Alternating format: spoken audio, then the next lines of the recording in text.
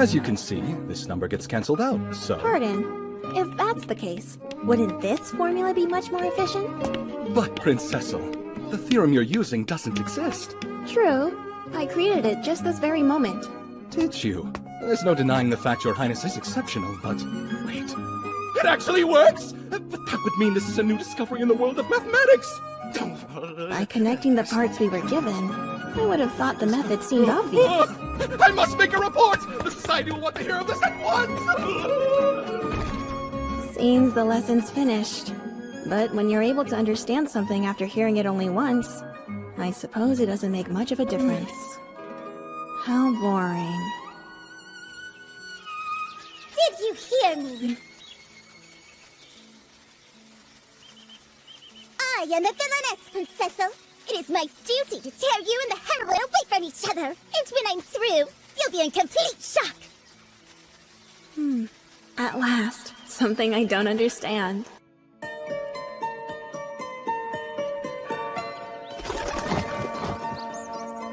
My name is Cecil Glow Alfasta. I am the first prince of the kingdom of Alfasta, as well as its crown prince.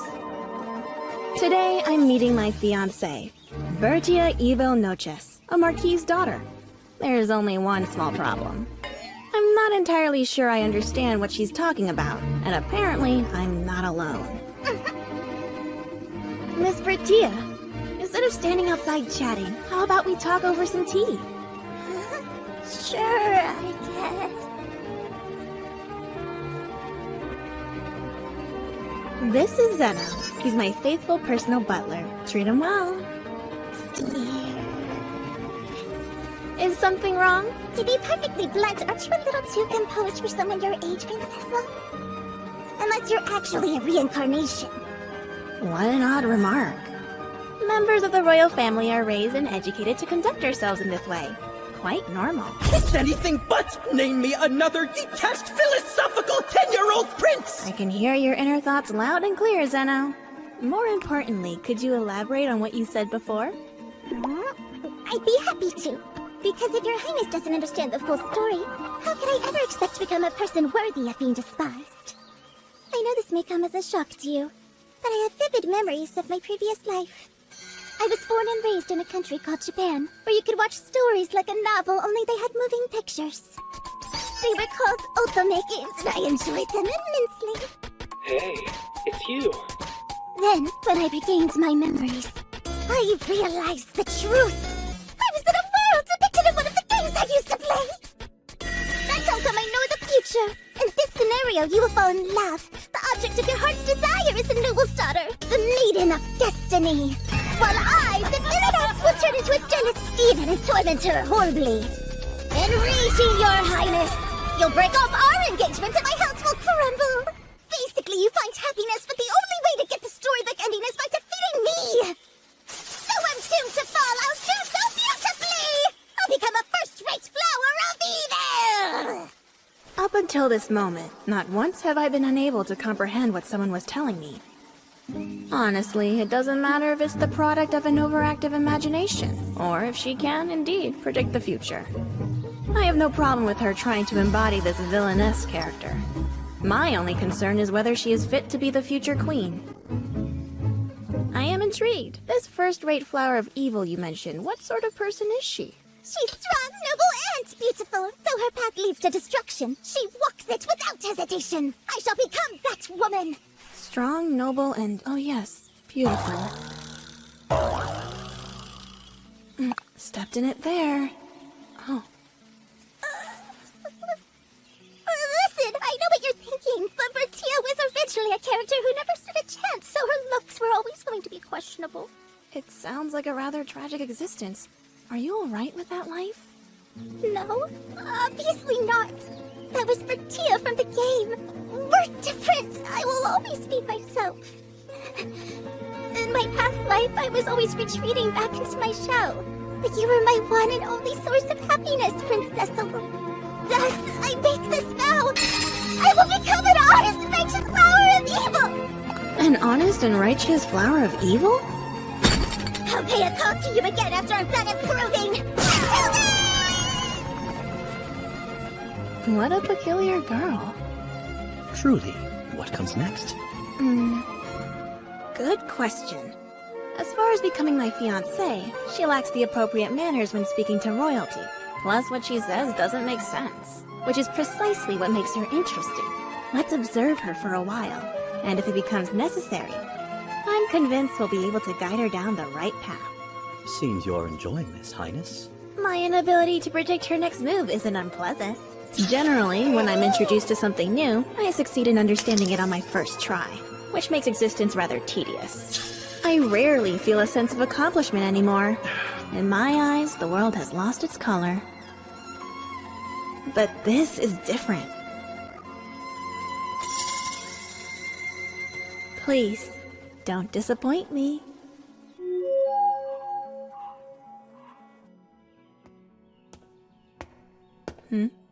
Your Highness, the messengers returned with this report. Lady Bertia has secluded herself within her home. A full year, should we be concerned? No, I have been sending messengers to observe how she's faring, seeing she's in exceedingly good spirits. And yet she insists on shutting herself away. She will make an appearance soon. You'll understand once you see her, Zeno.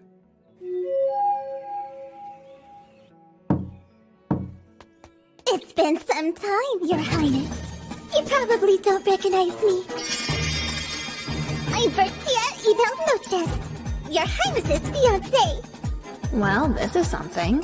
Her appearance has changed dramatically. It seems that the reports were true. Just 2 more kilos. Told you pretty good. You should have seen your face. What sort of attitude is that to take toward the Crown Prince? But bonking me on the head is acceptable. Your Highness, pardon my idiot daughter's behavior. Please, it's no trouble. I find it childlike and adorable. Your Highness, if you don't mind, would you say that one more time? How I'm so adorable, please? A word, my daughter. His appearance may fool others, but it mustn't deceive you. Notice the prince's eyes never smile because he doesn't have the emotions necessary to admire something so, quote, adorable. You'll have to be satisfied with my endearments instead. My adorable little... I wonder if the Marquis is aware that what he said was far ruder than anything Miss Bertia told me.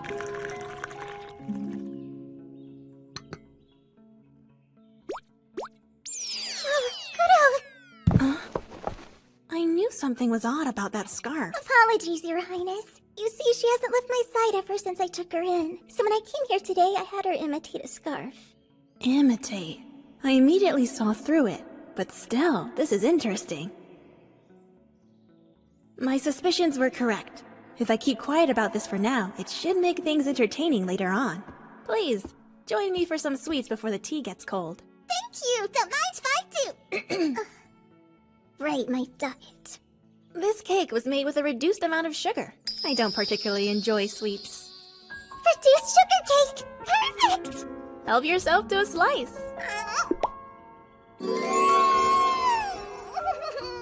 What happened to all that talk about becoming a strong, noble flower of evil? It feels like she's headed in the opposite direction. Now then, I suppose that we should discuss tomorrow. Yes! Leave everything to me! At the party, I'll be a first-rate villainess and nobly fulfill my duty as Your Highness's partner. Why, though? I should be reassured, but I'm just feeling anxious. How very reassuring! But as far as you being a villainess and having memories from a past life goes, why don't we keep that a secret between you and me? Why should we? The high society we're about to enter is an unpredictable world. Revealing too much this early might backfire on us. And a competent flower of evil like yourself would never show what's up her sleeve. No, of course not! Defeating one's adversaries in secret is first-rate, while digging your own grave from Yappy is third-rate. I understand. I'll still become a beautiful noble flower of evil, believe me, but I'll be different from the game version of Bertia. I'm so relieved we're on the same page. I feel her understanding's a bit off still. Tomorrow is going to be my 11th birthday, and I'm happy to have you there celebrating it. I am also looking forward to celebrating Your Highness's... Say what? 11th? Your Highness is turning 11 years old. That's correct. I thought you would have known. I did, but the truth just now dawned on me. If your birthday's tomorrow, that would mean at this moment I'm 9 years old.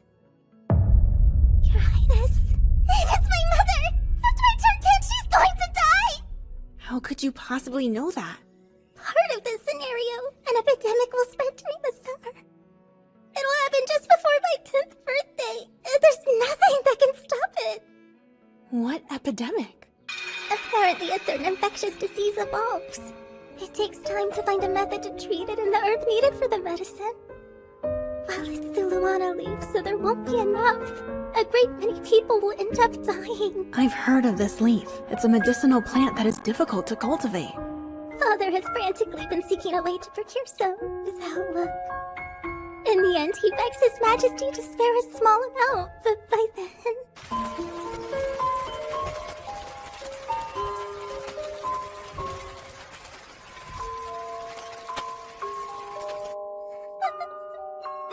This outbreak you speak of is supposed to happen in a year, yes? If you prepare now, won't you be able to save your mother? If I do, then the scenario will be... Which is more important to you, that or your mother? Well, obviously my mother is! It's just... if the storyline winds up getting twisted, it'll mean you. What about me? If I may. Here, dry those eyes of yours.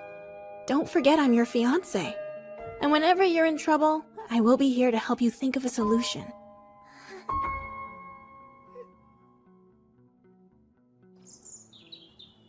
You're simply the worst, Your Highness! Honestly, you're going to sit there like you have no idea! Please, do forgive me. Such behavior's unbecoming of a lady. No need. I feel I'm at fault. After all, I must have done something to cause that charming face of yours to contort. Time has flown by and today is already my 10th birthday. I wanted to develop a strategy against the epidemic. But when you insist on replying to all my letters, then don't worry, everything's fine. How else am I supposed to behave? I'm sorry. I had no idea that you were feeling so distraught. But I truly meant what I said in my letters. Everything will be fine. I desperately tried collecting Luana leaf, but I still don't have nearly enough. But when summer came, the disease didn't spread. And my mother is in perfect health. I feel lost, like I don't understand what's going on anymore. No, you were right. The epidemic did begin, exactly as you said it would. It just never got the chance to keep spreading. So I was right, but somehow it was stopped. How? Based on everything you said, I was able to guess the disease and invent a cure. As soon as it began to spread, infected patients were immediately treated. You hear the disease? Don't you play games with me! What are you even talking about, Highness? You're the only one allowed to treat me this way, Miss Bertia. You're upset. Please calm down. How do you expect me to stay calm when you won't say how you stopped an epidemic? I will, over a walk. To start, let's return to the moment shortly after you spoke to me about your mother. His Majesty seemed to be in a good mood. I mean, permission to use the greenhouse. Now he doesn't have to guess what to give me for my birthday. He was simply relieved. Ah, so is that where you are headed? First, the library. To learn more about the Luona leaf.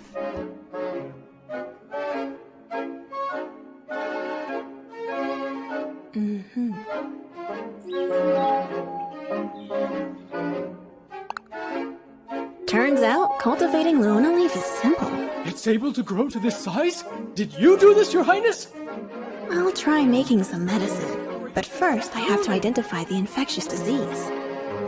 Miss Bertia can provide me with details. You want to know about my mother's disease? I sought knowledge from experts in medicine and pharmacy, and was able to identify the epidemic. I'm afraid there's nothing more I'm able to pass along, Your Highness. Likely the disease is a mutation of this one. Now for the remedy. Mission accomplished. That certainly didn't take you very long, did it? Well, we won't know how effective it is until we're given the chance to test it on someone who's stricken with the disease. If we want to be fully prepared for when that happens, I'll have to make the adults take action. I'll pretend that I just happened to take an interest in a certain illness, then invite a doctor who is studying it to the palace as my new instructor.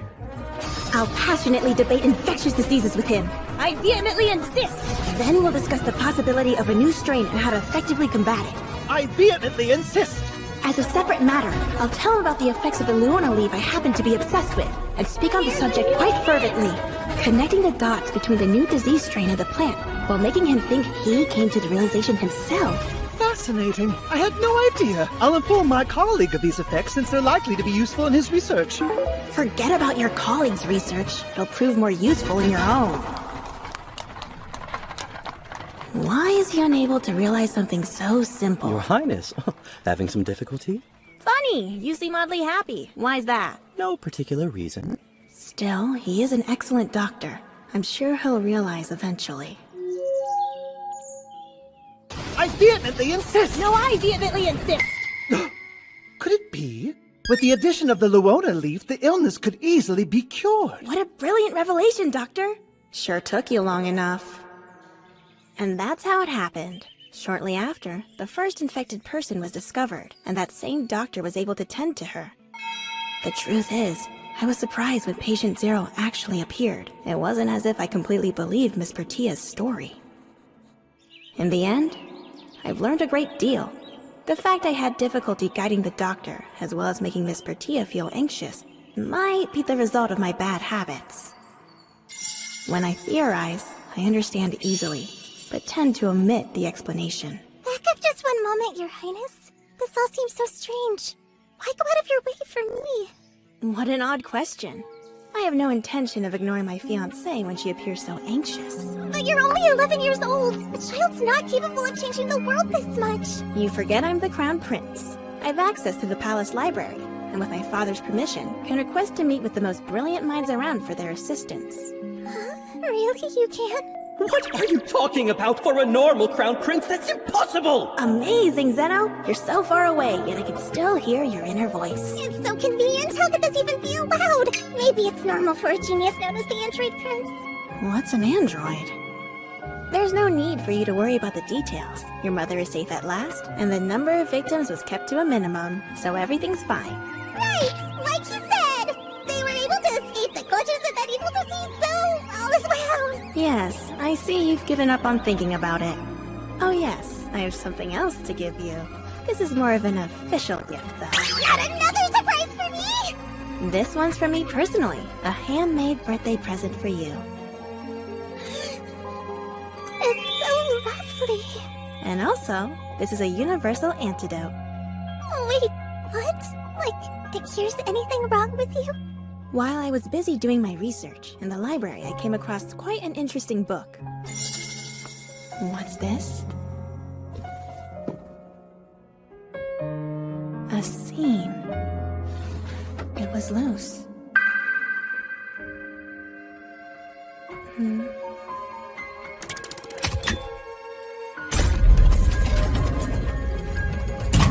Using the knowledge I gained, I made you this.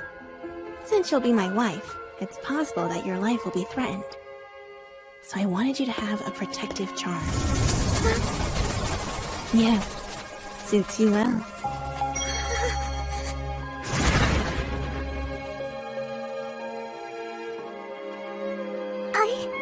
Thank you for such a thoughtful present. Now time for yours. I, Bertia Evil Noches, swear upon this necklace. I will repay my debt of gratitude by making sure the scenario is rectified while becoming a magnificent villainess. Starting with my father, who will put on the path towards evil. I shall make him into a proper villain yet. No, I don't think that'll be necessary. We don't want to lose a chancellor. And your highness and the heroine will live happily ever after.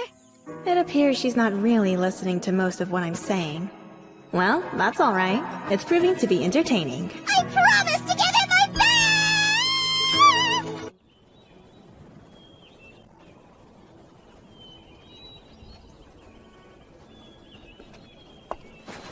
Are you injured, little one?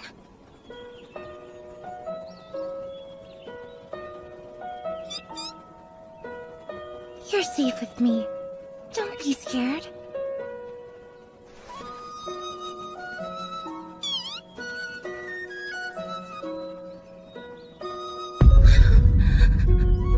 I remember who I am. What's wrong, Marquis Noches? You seem a bit tired. It's cause of little Bertia, Your Highness. This past year, she's been relentlessly suggesting I do acts of evil. Has it already been a year since the epidemic issue? My, time certainly does fly by. The other day, she even had an instructional booklet made for me. Admittedly, it is quite easy to understand and rather entertaining to read through. But the subject matter... A guide to committing crime? Fascinating. The statistics on fraud and embezzlement are oddly accurate.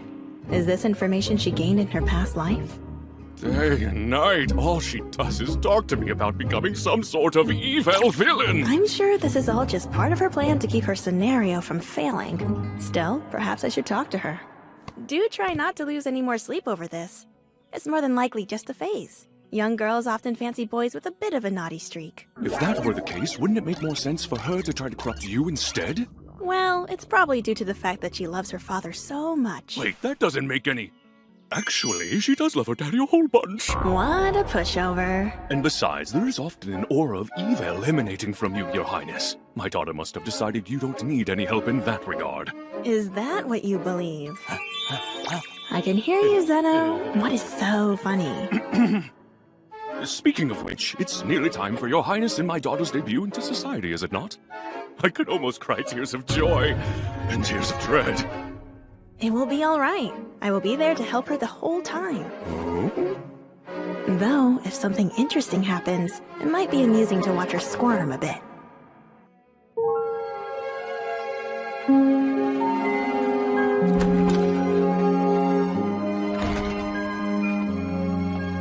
Your Highness!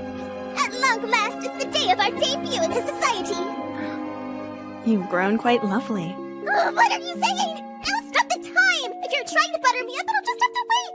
I have to stay focused on today! For it's time to advance my turn father into a villain plan! She may look elegant, but it seems her unusual nature remains.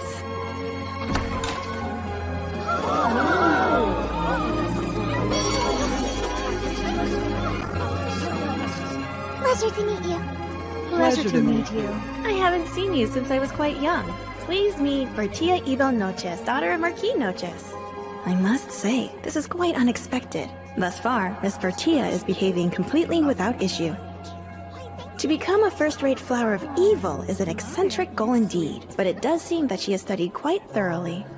Oh, my dear Miss Batia, you truly look lovelier than ever today. Viscount Lori Conceptier! I wish I could steal you away all for myself right now. He certainly seems comfortable putting his hands on someone else's fiancée.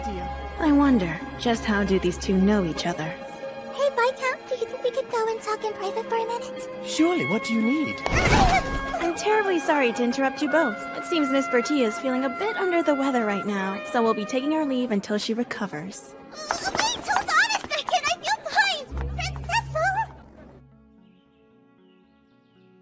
Why did you pull me away so suddenly? Say, Miss Bertia, will you be honest with me about something?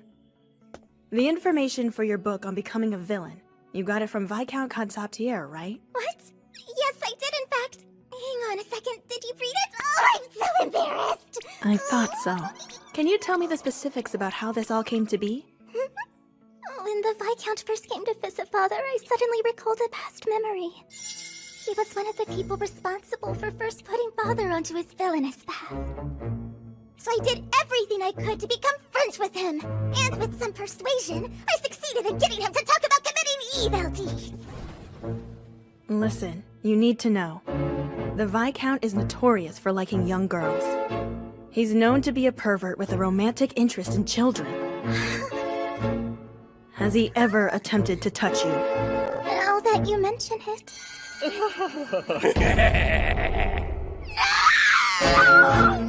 On the outside, he seems like an innocent older man. It's no surprise she didn't notice. Everything's all right. Don't you worry. I'll be sure to figure something out. That someone would dare lay a hand on my precious fiancé. I'll make sure they suffer dearly for it. Your Highness. So please, let me know so I can best protect you. Have you come into contact with anyone else? No, I haven't. There are two others who instigated Father in the game. Their names are Count Conmorno and Baron Sakiel. I still haven't run into them yet. Miss Bertia, I must ask that you stop doing such dangerous things. Yes, I understand. I truly don't want to experience anything like this ever again. Which is why I'll make sure to be more careful when interacting with them! She never gives up, does she? No, Even interacting with them at all is dangerous. I'll be far too worried for you. Oh, I'll be just fine. If I give up now, then your highness's bright future will never be able to come to fruition. I promise I'll do my best. As expected, she has no intention of listening to me whatsoever. Regarding the matter at hand, though, if dealt with correctly, this could be a chance to root out rot within the kingdom. I came here as quickly as I could, Your Highness. Don't tell me my little girl caused you grief. Marquis Noches, we have urgent matters to discuss. Please have a seat over here. So the truth is, through a private source, I've heard concerning rumors about Baron Sagil, Count Conmorno II, and Viscount Consabtier. Truly? More recently, I've also learned that they're trying to make contact with you. With me, you say? Here's what's truly unforgivable. Viscount Consabtier has contacted Miss Bertia. In addition, it seems he has attempted inexcusable acts. That dastard with my daughter! How dare he! Thankfully, it was no more than a few gentle pats. But that was enough to bring her to tears. Please don't bring it up to her, for her own sake. My little girl. To make sure she doesn't find out about my plans, it's best he doesn't say anything to her. I'm hoping to get rid of everyone involved in this matter as privately as possible. In order for that to work, your assistance is going to be essential. How can I help? Simple. Their goal is to initiate contact with you. I'd want you to join them and become my spy. Your mission will be to find evidence of their wrongdoing. I'll do whatever I have to! I would gleefully take those rotten maggots and cross them myself! The groundwork has been laid, but there's a limit to how much the Marquis will be able to keep watch of those three on his own. I prefer to keep an eye on them myself, but I'll soon be required to live in the dorms of Halm Academy. Once I'm there, it will be more difficult to take action.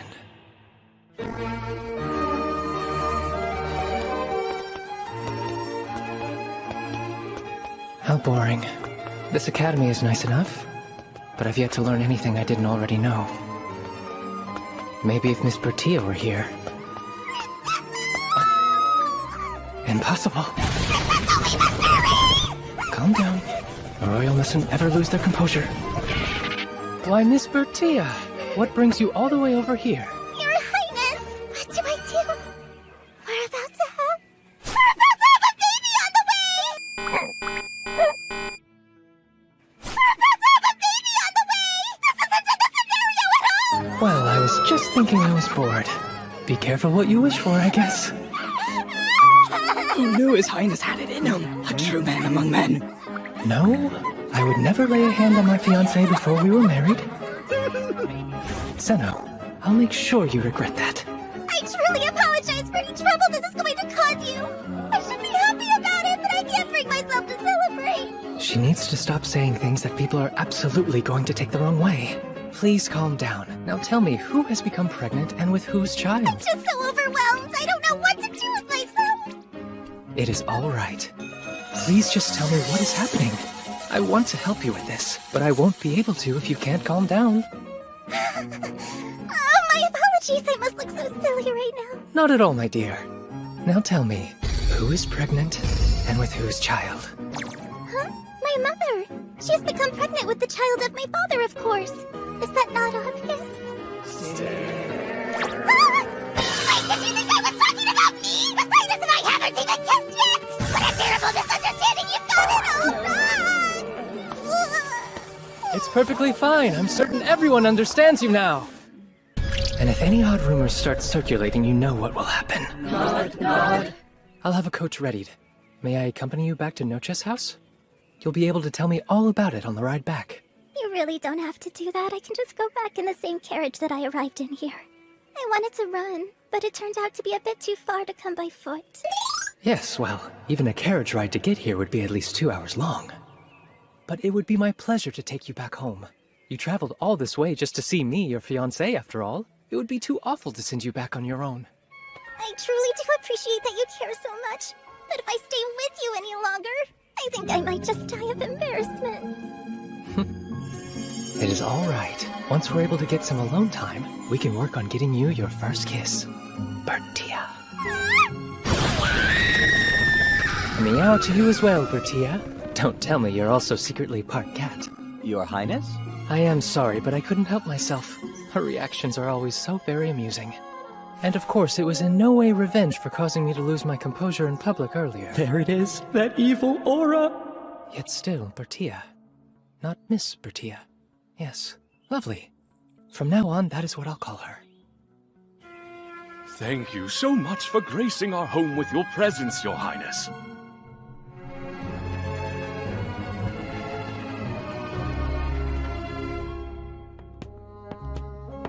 So this is Bertia's room. How interesting. Now that I think about it, Bertia often wears these colors. I wonder if they're favorites of hers. Hold on. It can't be because they match my hair and eye color, can it? How odd. I suddenly feel quite strange. Your Highness, about my little brother Honest, I'm terribly sorry! Please don't look so down, Bertia. I don't even understand what it is you're apologizing about. Could you at least explain it to me first? Of course. I see. In the original scenario, Lord Noches never has a male heir, so he adopts a son from the lowest branch of the family. However, since your mother survived the epidemic, an heir has been born. So now you're worried the scenario is ruined. Is that accurate? Originally, he would have already been brought into our family by now. Eventually, he would start attending Home Academy as Court King de las Noches. There, he would quickly distinguish himself and emerge as a candidate to become your close aide. It would be extremely difficult for an untitled family member to enter the academy. I'd rather not waste the talents of someone so exceptional. At the very least, it's good to know that we'll be avoiding a scenario where he and the heroine end up together. But... Hold on a moment. Did you not say before that I was the one who ends up with the heroine? Oh, but there were a number of captured targets, and depending on the heroine's actions, the person she ends up with can be different. Did I never mention that part to you? That seems like a pretty important detail to forget to tell me about. No, I suppose you didn't. But if it's true, then there's no need to end our engagement. The heroine can simply end up with someone else. No, that must not happen no matter what! If it does, then you will... Bertia? never mind that! The only thing that matters is that you and the heroine absolutely must end up together! Looks like she's trying her hardest to gloss over something. So, these capture targets you were talking about, do you know who they are? Yes, it's everyone who's a candidate to become your close aide. If I remember all their names correctly, it's Lord Volksnoken, Lord Charles... There's no way she should know the names of the candidates to become my aide. These memories from her past life might be dangerous. On that note, I'm guessing the scenario will generate a compelling force of some kind, so that when the time arrives, an event will trigger to draw them all to the heroine. But what if that same force also tries to alter events to guarantee that Corkane is somehow adopted into our family? I can only imagine that some unexpected disaster will befall my brother Anand. That's all I've been able to think about since his birth. I see. So that's the real source of her worries. True to form. All right. So if I understand you correctly, this Courtgane needs to attend Halm Academy, and then become a candidate to become my aide, right? Well, yes, I think that's probably correct. Is that so? Then I may have an idea. If you can, please leave the rest of it to me.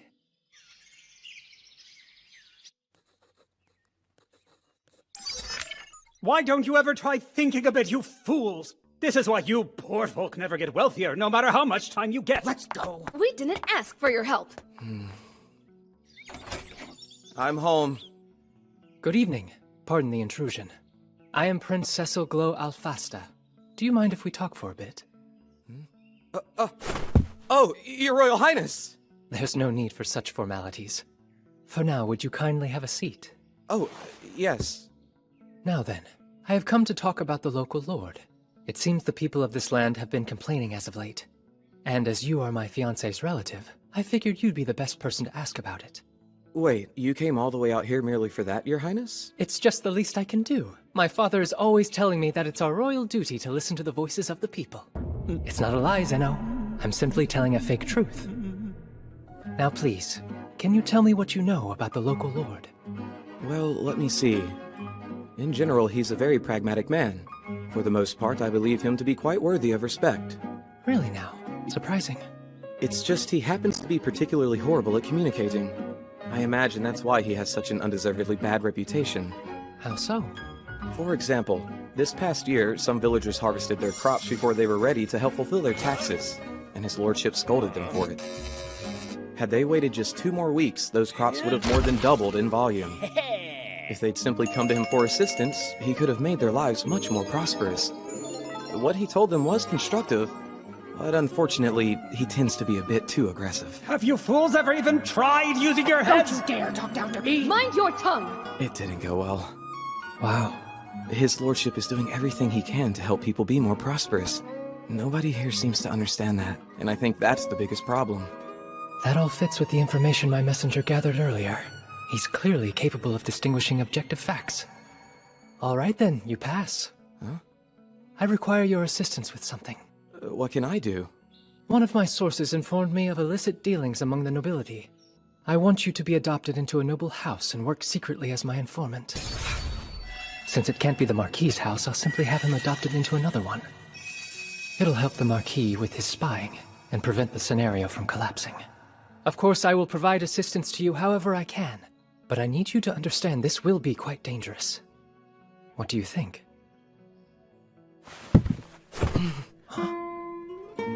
I'd given up any hope. I thought I'd be stuck here for the rest of my life. I never could have imagined that you'd choose a non-noble from one of the lowest houses. On the name of Court Gaindelis Marden, I swear this to you. I will repay this debt of gratitude, and pledge to loyally serve you with all my heart. So there you have it. Court Gain will now be attending Hulm Academy just as you said the scenario dictates. Wow, thank you so much, Your Highness! It also appears like Father is spending a lot more of his time with those villainous nobles, so we're back on track! True, though he is just spying on them. Now, if we can just avoid a reverse harem, everything will be perfect! Reverse harem? A reverse harem is when one woman has multiple men serving, that are in love with her at the same time. But that doesn't make any sense. The Queen having affairs with multiple lovers? That would be treason itself. Even so, because you love her so deeply and could never leave her, you choose to share her instead. That's one of the potential routes in the game. Why does she look so proud of herself right now? There isn't an idiot alive who would be foolish enough to shake the whole kingdom for some love affair. Now that I think about it, there's usually a backstory involving the use of charm magic in some way. But I thought there wasn't any magic in this world. That is correct, but I think a light spirit might be able to achieve similar results. That might work as well. Hang on, a spirit? They use what's called the light of healing to purify the wicked and bestow euphoria on the righteous. It is possible that sense of euphoria may be utilized to draw people to you, as if by magic. Hold on just a moment! You're telling me that these spirits really exist? I believe we are both contracted to one. Now that I think about it, you still haven't told me where exactly you found Kuro. She was in the forest near our mansion. And when did you decide to give her the name Kuro? When we were walking back, I tripped and hurt my leg. Kuro licked the wound and made me feel better. That's the moment I decided to name her. Oh yes, that all sounds about right. Then that should mean you're now contracted with this high-level darkness spirit here. You see, contracts are formed when spirits are given blood and a name. And as for me, Zeno here is my contracted spirit. Hold on a second! This is all too much for my brain to process! Zeno, Yes. do your best to read through all of these so you can learn all there is to know about spirits. But that's way too much! You can do it, Bertia. But still, a heroine who uses light spirit powers to half brainwash people into a romantic relationship? That may be a bit too extreme for my taste.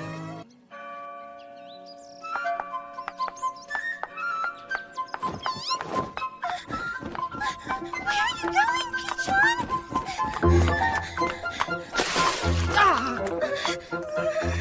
How dare you!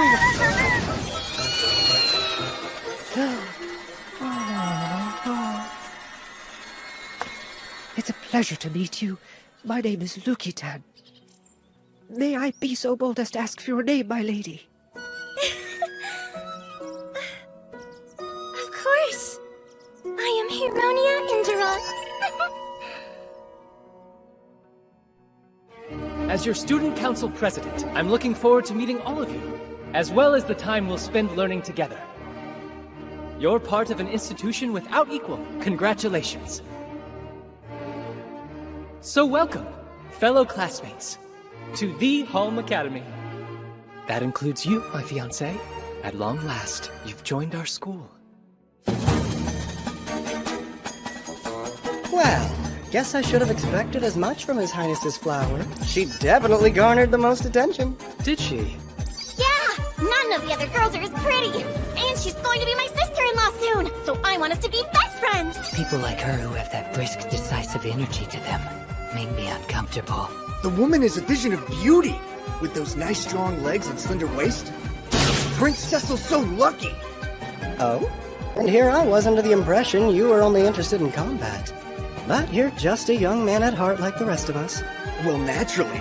You saw all her supple muscles. She takes training seriously, especially for a noble's daughter. Come now, no matter how lovely her proportions may be, there's no way Miss Bertia, a paragon of nobility, would engage in all that grueling exercise. I'm sorry, Charles, but Bald is actually correct on the issue. As for being a paragon of nobility, I'm looking forward to his reaction when he finally meets her in the flesh. Come to think of it, Court Gain, if memory serves, you are originally part of the Noches family, right? Surely you've met Miss Bertia before. In terms of that house, I'm a member of the lowest family. She's from the main family, and was not someone I could freely converse with. Now please kindly stop speaking to me and interfering with my work. So cold. Don't be like that, Court Gain. As serious as ever. Though he could loosen up every now and again. Pardon. The time's come, Your Highness. Right. I'm sorry. I'm afraid I must excuse myself. So soon? Could it possibly have something to do with Miss Bertia? Indeed. Since my adorable fiancée is now enrolled here, I should see her. Seriously? Not only is Your Highness's behavior uncharacteristically amiable, you're also suddenly showing interest in other people? It's not so unusual. If I find a person to be entertaining, I do not conceal it. Well, it's the first time I've seen you act without being so calculating. I was just surprised. I've got an idea. Why don't we all go? Might as well. We should pay our respects seeing how she's your fiancée. And the sooner the better, I would think. In short, he's excited to meet her. Count me in! I've been dying to see Miss Bertia! Ah, yes. Lately, people have been comparing Sean's smile to an angel's, while they say mine's like a fallen angel's. I wonder why. Very well. Let's all go. Wait! Get back here, you silly peachon!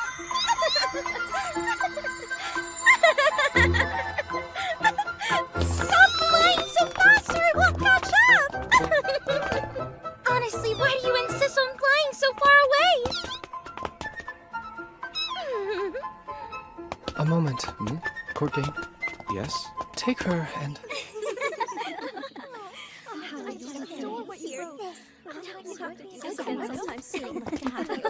Hello there, Bertia. So many distinguished guests, but the one who draws the eye the most is you, Koro. Now that Bertia is enrolled in the academy, you've taken a more appropriate form that lets you stay by her side. Well, apart from the ears and tail, of course, but no one seems to have noticed. I had thought you were supposed to arrive later, and all the other capture targets. I mean, bringing members of the student council here is a bit odd as well. Huh, what a strange thing to say. I'm positive this is when we agreed to meet. Well, sure, but you see... It's been some time, hasn't it, Prince Cecil? Would it be permissible for me to say something? Miss Joanna, far too long. Go right ahead. This is Joanna Kurtzwarren, my second cousin. And she is also the daughter of a duke. See, Miss Bertia was growing worried that your highness was so wrapped up in other affairs you may not have been able to show up at all. She seemed so restless looking around, then growing quite downcast. It was rather adorable watching her in such a state. What are you trying to say, Lady Joanna? I'm simply telling the truth, or did I misjudge? True, I was glancing around, but how do you know what's going on inside my head? How peculiar. I sense something similar to myself in her. More importantly, look, Your Highness. Impressed. I've made tons of new friends. Although I suppose a better word would be minions. Interesting. She must have chosen that term to make it sound bad. I'm sure she wanted to give it a flower of evil spin, but still. Really, you shouldn't refer to your precious friends in such a harsh manner. I didn't mean for it to be insulting. In fact, it's more... Do forgive my rudeness. Oh, Your Highness. Please don't let it trouble you. After all, we're proud members of the Society for Adoring Lady Bertia. So, in a sense, all of us are truly her minions. Huh, a society of admirers? Well, I suppose it's less of a society and more of a fan club. However, all our members have pledged to watch Lady Bertia as she flourishes and matures. I'll have you know she's extremely popular with all genders. What do you mean by that, Lady Johanna? Ah, she didn't seem to be aware. Watching Lady Bertia be so open is such a breath of fresh air. In high society, there are so many individuals operating with ulterior motives. Whenever I'm by her side, I feel at ease because Lady Bertia's kindness shows through. We simply can't afford to leave her on her own. She deserves a constant watchful eye over her to ensure she grows up to be just as honest as she is now. Right, that last bit sounded like you're trying to be my mother now! If you really want to do me a favor, how about you stop joking around and teasing me so mercilessly? Highness, huh? This may be the time to present your congratulatory gift. Ah, good call, Zeno. Bertia, may I have a moment?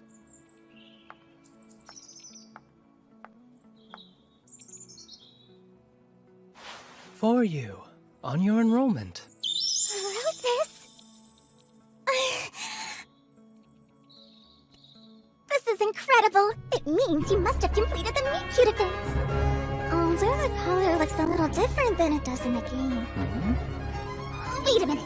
Aren't blue roses something you only find in legends? What are they getting planted inside a pot? You like this color, do you not? I cultivated them specifically to give you as a gift. They're the only ones of their kind in the whole world. What? There's no way I could possibly accept such a valuable present. I created them for you, so I don't see why. Do you not like them? No! I mean, yes, that's not the problem. They've such a deep blue hue to them. Almost the same rich color as your eyes. That's not what I meant! You're standing right in front of me, so of course I made the connection! Yes, naturally. She's so mysterious. There is more to her than meets the eye.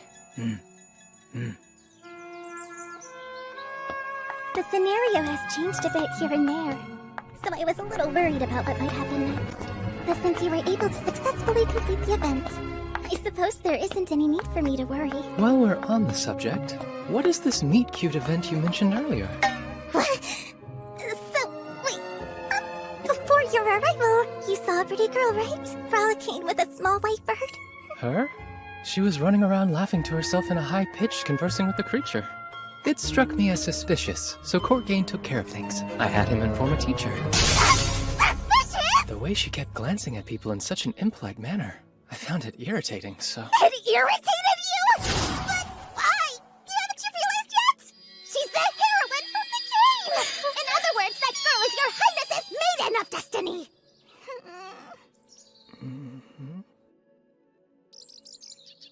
As soon as your highness lays eyes on her, you're supposed to take a rose from the bouquet meant for me and give it to her as a token of affection. That was your Meet Cute event. In the original scenario, right? But in this one, I gave you a potted plant instead. So pulling out a single flower is impossible. Did you feel anything from her? When you saw her frolicking with the bird, didn't her vibrant personality spark your interest? Sorry, compared to a young lady wearing a live fox wrapped around her neck, one had a far greater impact on me. The Meet Cute event is a total disaster. My intention was only to make you happy, but it appears to have had quite the opposite effect. No. After all, it's not like we can change the past. So I might as well allow myself just this little bit of bliss.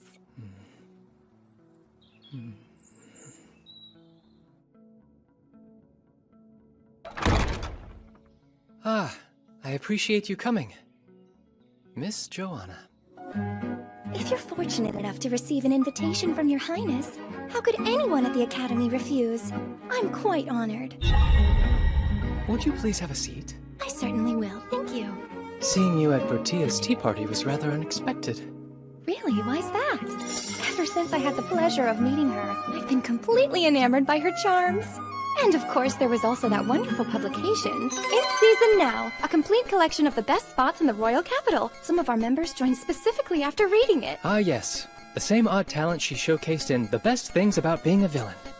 The reason I wanted for us to meet today is because there are some questions I'd like to ask you.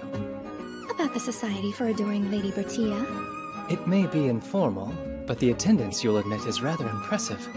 Right now, do any members pose a high risk? What an awful thought. Hasn't your highness already investigated that possibility? Why, prying into a maiden's secrets? How truly boorish. Yes, she seems far more like a villainess than Bertia does. I suppose. However, when it comes to Sean's secrets, it appears you don't extend the same courtesy. Indeed, Miss Joanna adores my younger brother and has been conducting her own inquiries. All right, you. This is why I detest black-hearted schemers. Don't we both deserve that title? It makes no sense that you're related by blood to Prince Sean, the very definition of innocent and charming. On top of that, your fiancé happens to be Lady Bertia, who, don't ask me why, loves you. What's wrong? Jealous? How dare you ask me that? I'm incapable of envy. Of course, I was just checking. Highness, you may want to keep your teasing to a minimum. Yes, quite right. Now, about the dangerous elements that clearly don't exist. Tell me about them all. Fine. Here's what I found out. None are present among the Society's members. I've instructed them quite thoroughly. However, there are others who envy Lady Bertia's popularity. So, you made a blacklist. Heronia Inderon, the Baron's daughter. Her?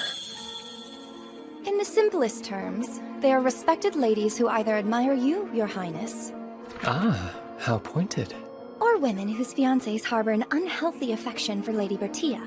The problem is, the gentlemen redirect the displeasure they have for you towards her instead. My, there's likely to be some fun in the future then. You find this fun? Lady Bertia is in a dire predicament! I highly doubt it's as catastrophic as you think. Besides, she has you fine ladies watching her. Especially you, Miss Joanna. Considering we see the world in a similar light, I should have nothing to worry about. Well, I suppose I have no choice. Seeing how she's my friend and all, I'll show you I can properly protect her. Now, if you'll excuse me. Heronia, the Baron's daughter. In order to guard herself from the light of healing, I requested Bertia study up on Kuro's powers. Her affinity is dark, which excels at defense. I'm sure she'll offer my fiancé protection from the light spirit. But as long as the existence of spirits must be kept hidden from the public, she won't be able to use those powers openly against a human opponent. Now then, what is my next move? Well, we should be off, Zeno. I think it's about time to meet with Bertia. I take it you're going to have a look at the roses in the courtyard? Yes. It's rare for her to invite me out for anything other than seeking my help. And her eyes shone especially bright when she asked, so I'm rather excited. By the prospect of whatever brand new chaos she's bound to cause, you mean? You know me so well.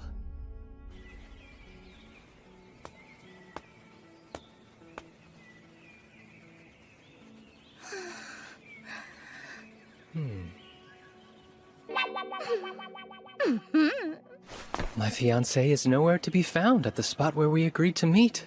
And instead I find the heroine asleep? Is this a game, Bertia? I'll play along.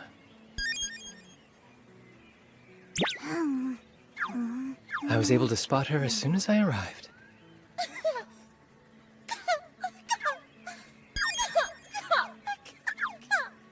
Perhaps I'll read a book.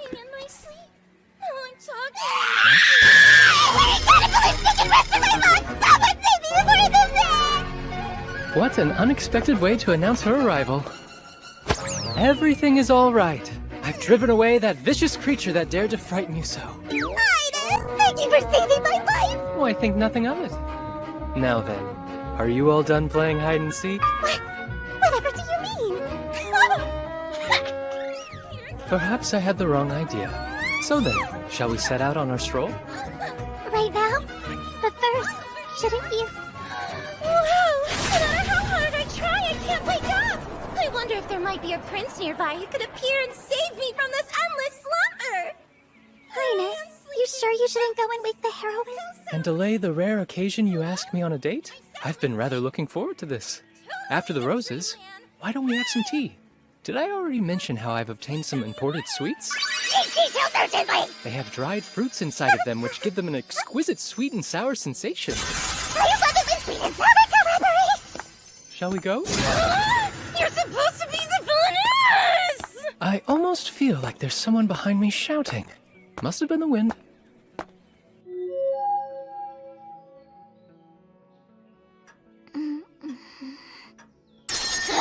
I have forgotten something inside of the school! Oh, silly me!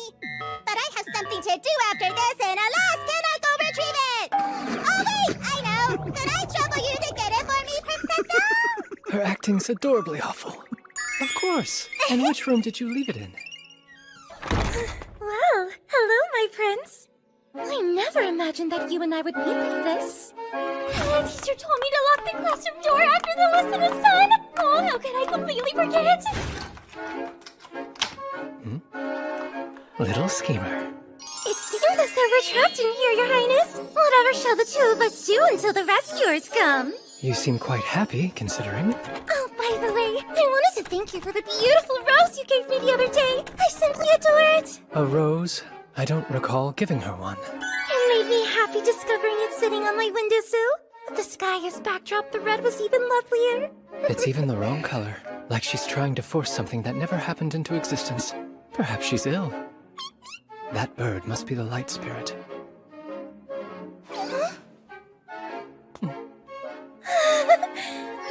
This little one is named Pichon. He doesn't warm up to most people, but you seem to be the exception. He must have taken a liking to you, and if I may say so, have I. You left me? What am I supposed to do up here now that I'm My gloves aren't coming back from that. Pardon? A female student seems to have gotten locked in a classroom, Professor. What? Nearly a year has passed since Bertie has begun her relentless campaign of tricks. Tell me, what happened to the heroine afterwards, Princess? Oh, you mean the girl with the bird. Actually, she and I haven't even been properly introduced to each other as of yet. Within Home Academy, the rules of high society still apply. The most extreme of these is if you are of lower standing, you must never initiate with someone of a higher station. Until you're introduced, acting as if you don't know the other person is considered polite. And according to this rule, when it comes to Miss Hironia and I, we're still strangers. Though it doesn't seem like she wishes to follow proper etiquette. But that isn't fair! And after all of my work guiding you to so many event spots... What's that? Did you say guided? As in everything that's happened was arranged by you on purpose?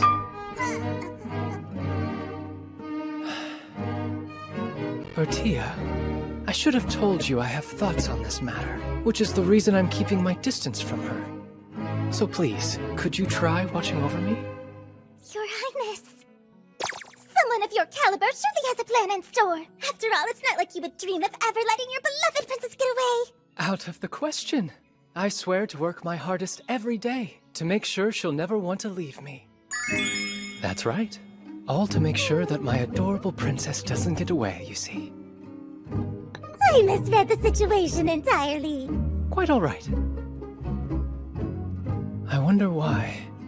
As I watch Bertia fight so hard to matchmake me with Miss Hironia, part of me enjoys it, while another part is unamused.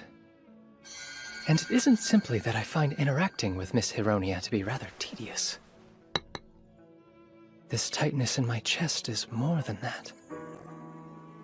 I don't understand. This emotion I'm experiencing, what could it be? Here is the report from your messenger concerning the Society for Adoring Lady Bertia. Right. Much appreciated. I was shocked to discover the existence of several additional clubs. Shall I have these other clubs looked into as well? What others? The I Want Prince Cecil to Condescend to Me Club, or the I Love Prince Cecil's Darkness Club. There are so many. Well, I doubt we need to investigate those in any depth. Understood.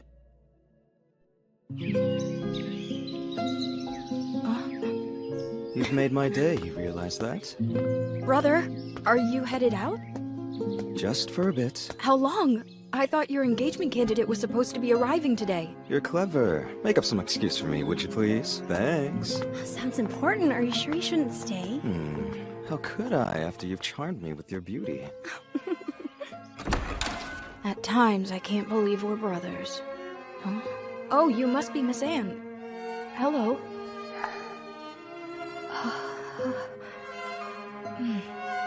Forgive me. My name is Charles, the younger brother. If you wouldn't mind, will you chat with me? Of course. For about a year now, Bertia has been trying to close the distance between me and Hironia, the Baron's daughter. At the same time, she's also become invested in my personal aid candidates. Leave it to me! I'll happily take on the role of Cupid, Your Highness! How exciting! Another term that's completely new to me. Would you mind explaining what you're attempting to do this time? I was going to if you hadn't asked. At first, I devoted hours of racking my brain trying to think of a way to ensure Your Highness and the heroine wind up together in the end. Should I tell her I don't require that kind of devotion? Which led to my epiphany! Basically, I need to set up the other targets with their own lovely partners. Then they wouldn't even think of looking at the heroine. So this Cupid individual you spoke of, they serve as sort of a matchmaker then? Brilliant as usual.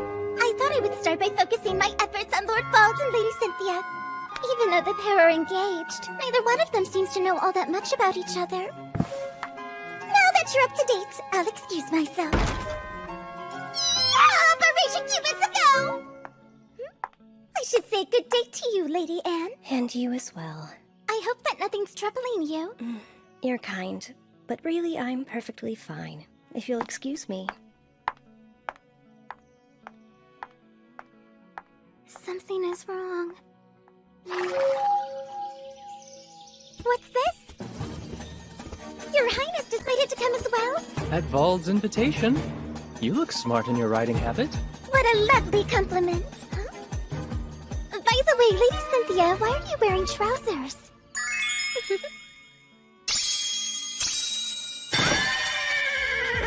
I say, talk about a magnificent form! This isn't right! Lady Cynthia's backstory is she received treatment but was left with a weakened constitution because of the epidemic from years ago! I mean, that was the rumor. That's strange. Fortunately, I've never contracted a serious illness in my entire life. As in the same epidemic that was brought to a swift end in the capital because of the medicine I made? How could I have known changing a single plot point years ago would affect the president in all sorts of different ways?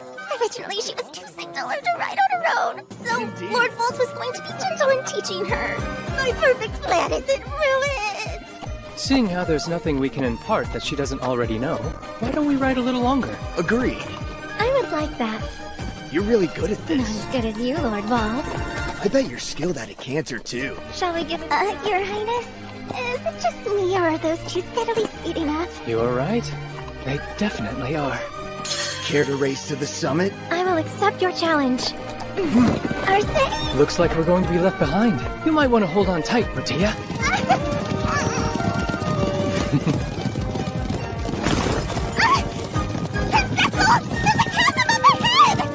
I believe they call that a shortcut. What?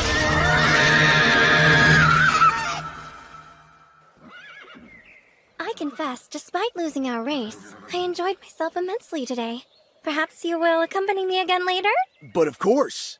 I should train if I'm to keep my standing. I hope our race didn't leave you shaken. Oh no, I'm fine. Just can't quite feel my legs is all. Bertia's reactions were just so amusing. I may have gotten carried away. The good news is, Cupid's arrow still managed to find those two. It does seem to be the case. Have I told you Oh how look, lovely it's Lord Charles. Walking with yet another woman I've never seen before. Looks like she noticed too.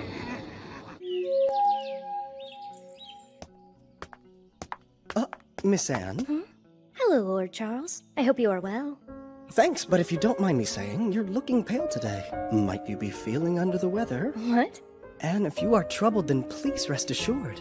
I'll gladly lend you an ear, and afterwards I will act to remedy the problem in a heartbeat.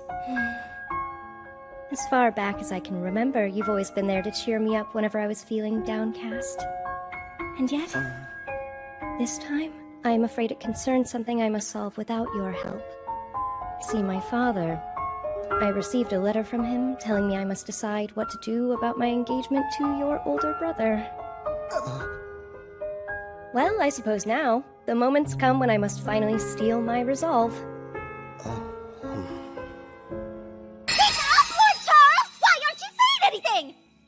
beg your pardon, Miss Bertia. You're the one who's in significant need of resolve! Tell her how you really feel! Your Highness, would you kindly do something about Miss Bertia?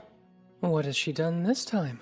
Only revealed someone's affections without their permission! And to Miss Anne directly! Having feelings for one's brother's potential fiancé is no laughing matter! I've dated other women and tried everything to forget her as quickly as possible.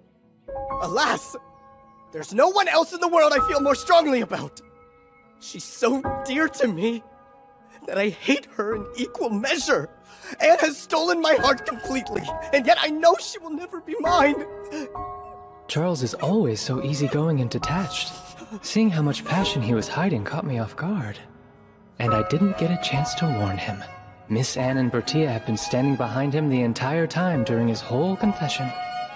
You are acting utterly pathetic, Lord Charles! If you are that besotted, then why don't you try taking her away? Because by marrying me, the best she can hope for is to be the wife of a count. Who am I to deny her the happiness a duke would bring? Miss Anne, your face... What is... Economic stability is a must, but the greatest treasure you could ever provide a woman is true love, Lord Charles! Besides, everyone knows your older brother is nothing but a dyed-in-the-wool playboy and philandering sot. So how about it?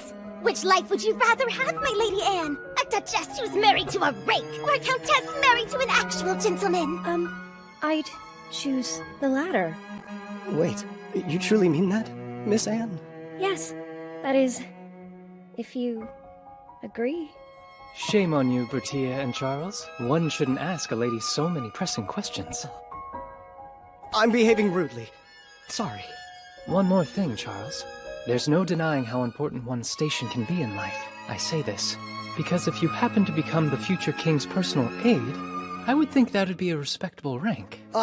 Of course, but I have done nothing to earn that position yet. Then you must work hard to be worthy of the title! The rest depends entirely on your resolve.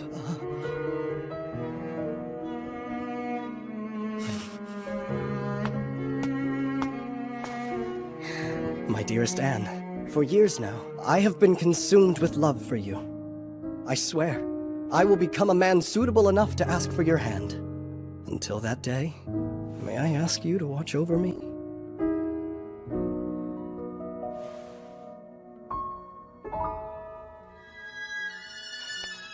I was brought up in the nobility, and not foolish enough to discount the value a political marriage would offer.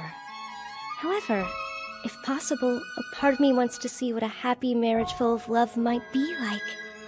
I think, for both of our sakes, I should also give more thought to my own future. I hope you will accept this as an answer. Why, yes, of course. Just hearing it spoken fills me with strength, enough resolve to serve as the Demon King's manservant. He wouldn't be referring to me now, would he? This was a huge success. Well done. Certainly seems so. Although the manner felt a bit forced. Another later day. Friend Sean! Oh, good morning, Miss Bertia. Good morning to you. You seem in rather high spirits today. Yes, indeed. A friend of mine has brought me some rare sweets as a gift. You can only get them in the area where they're made. My, what a truly wonderful gift. Oh, hello, Miss Joanna. I didn't realize you were here. Good day, Your Highness. Are you well? I'm fine.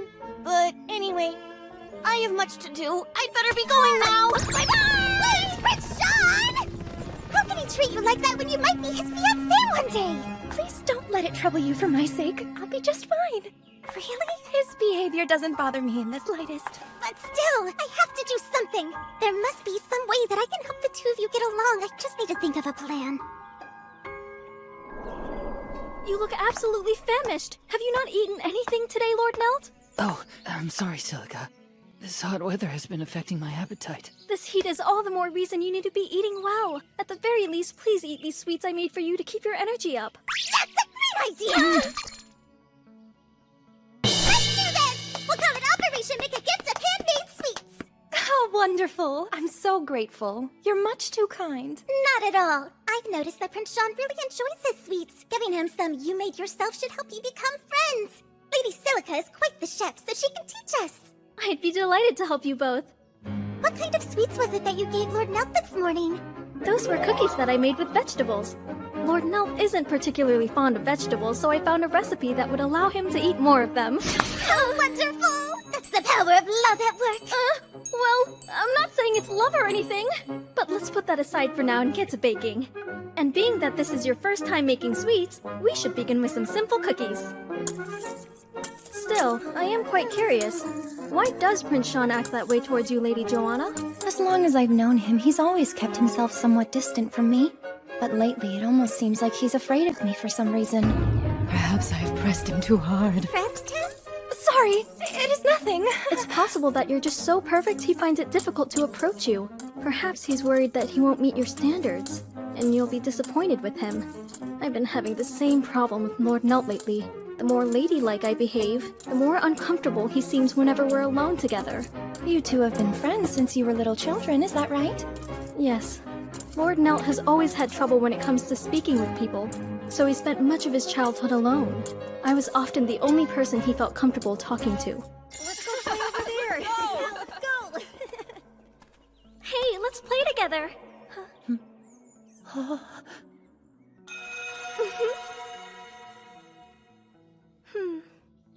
Lady Silica?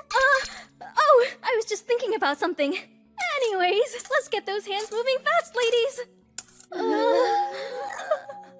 These are...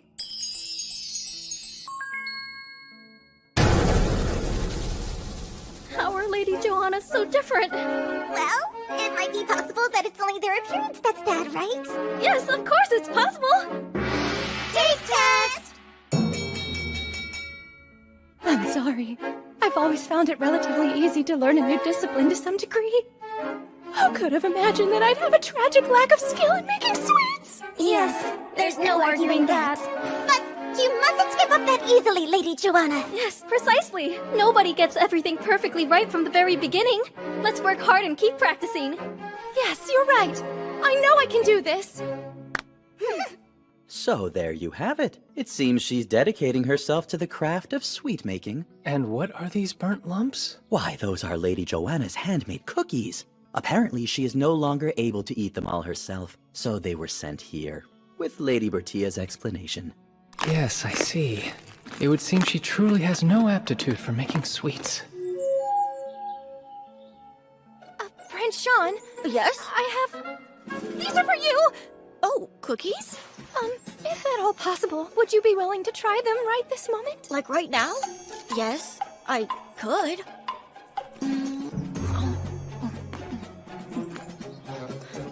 Oh, these cookies are unusually dry. I'm so terribly sorry. I shouldn't have given you something so foul. What? Is something wrong? It wasn't that bad. Well, you see, the truth is, I made these myself. What? I know your highness loves sweets, so I was hoping to be able to make you some of my own. But they're still not a worthy gift. Oh, but never mind that. My apologies. We can just forget this ever happened. Right? Wait.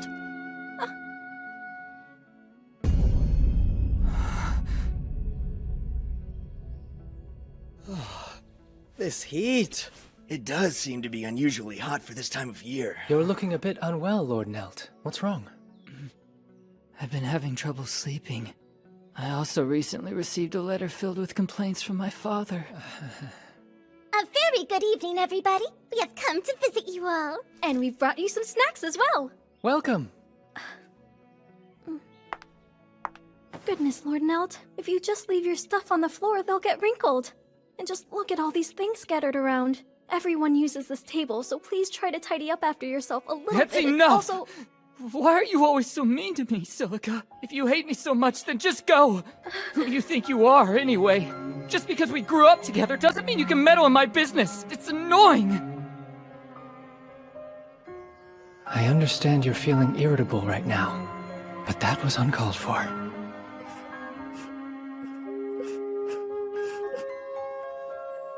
That's quite enough! How can you say such a thing? Is it really so hard to see Lady Silica's kindness and love for you? Our love. Who always dutifully cleans up after you when you've spilled your snacks everywhere? Who made those special cookies just for you? Who lends you a handkerchief to make sure your books don't get dirty? If devotion such as that isn't love, then what is it? No, it's not that! I just have that sort of personality where I like to be helpful! Yes, I understand. I know just how Miss Silica must be feeling. What? No, you have it all completely wrong! No, we really should be leaving, Lady Bertia! Where are we going? Why do you look so angry? Apologies for Bertia, Lord Nelt. Oh, it's fine. Have I made myself crystal clear? Can you now understand the nature of a maiden's heart, Lady Bertia? Well, thank goodness for that at least. Besides, I'm somewhat at fault here too. We really aren't children anymore.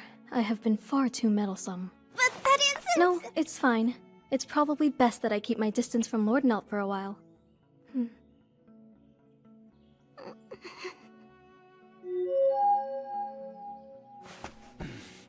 I was up all night thinking about Silica. Actually, now that I think about it, I feel like Silica usually makes tea for me to help me sleep. I haven't seen her at all today, including this morning. Going so long without hearing her voice. It feels so strange.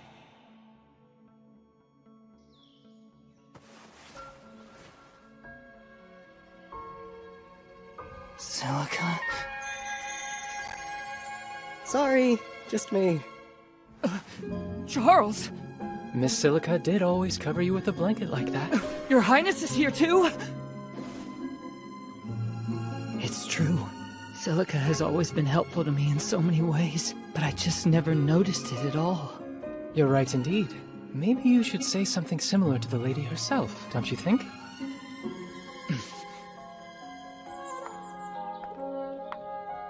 Silica! Oh, hello, Lord Nelt. You see, I just... Sorry for overstepping my bounds all this time. I swear. I won't do anything to inconvenience you any further, Lord Nelt. No, you have it all wrong. I'm the one who should apologize. What? I'm sorry for saying those horrible things to you. It's just, I had never realized how much you've been helping me all this time, Silica. Oh, truly? And also, I've thought a lot about the meaning of what Miss Bertia was saying the other day. That was just a misunderstanding. I'm so dense and no good at these things. I honestly don't know what to say. But still, I promise I'll do better not to get angry from now on. And so, could you stay beside me forever? Of course. Oh, isn't it wonderful? I'm so happy. And now we must have a lavish congratulatory party immediately. You had better behave yourself this time. We don't want things to end up like yesterday. A maiden's heart is fragile, and sensitivity will breed hatred. Is that? They seem to be getting along quite well now. But I don't understand. I thought our operation was a complete failure. Not quite. I actually spoke with Sean a little yesterday. Apparently, he found Lady Joanna so perfect that he always felt a bit inferior to her. But as it happens, while he was consoling her after her failure in learning to bake sweets, he said he was finally able to see her as a normal girl. He also said he felt a strong desire to protect her welling up from within him. So our failure was a success? Yes, I suppose one would call it a lucky break. And it's all thanks to you, Bertia. I won't hold a party yet, but still, I want to at least congratulate them in secret. Would that be alright? Bertia's Cupid play may have been messy, but in the end, I suppose you could call it a success as well. However, at the same time, unaware to me, a tremendous ill will had begun to grow in the shadows. I don't understand. Why doesn't anything turn out right for me? Come, I've had some delicious sweets prepared today. Really? I'm so looking forward to it.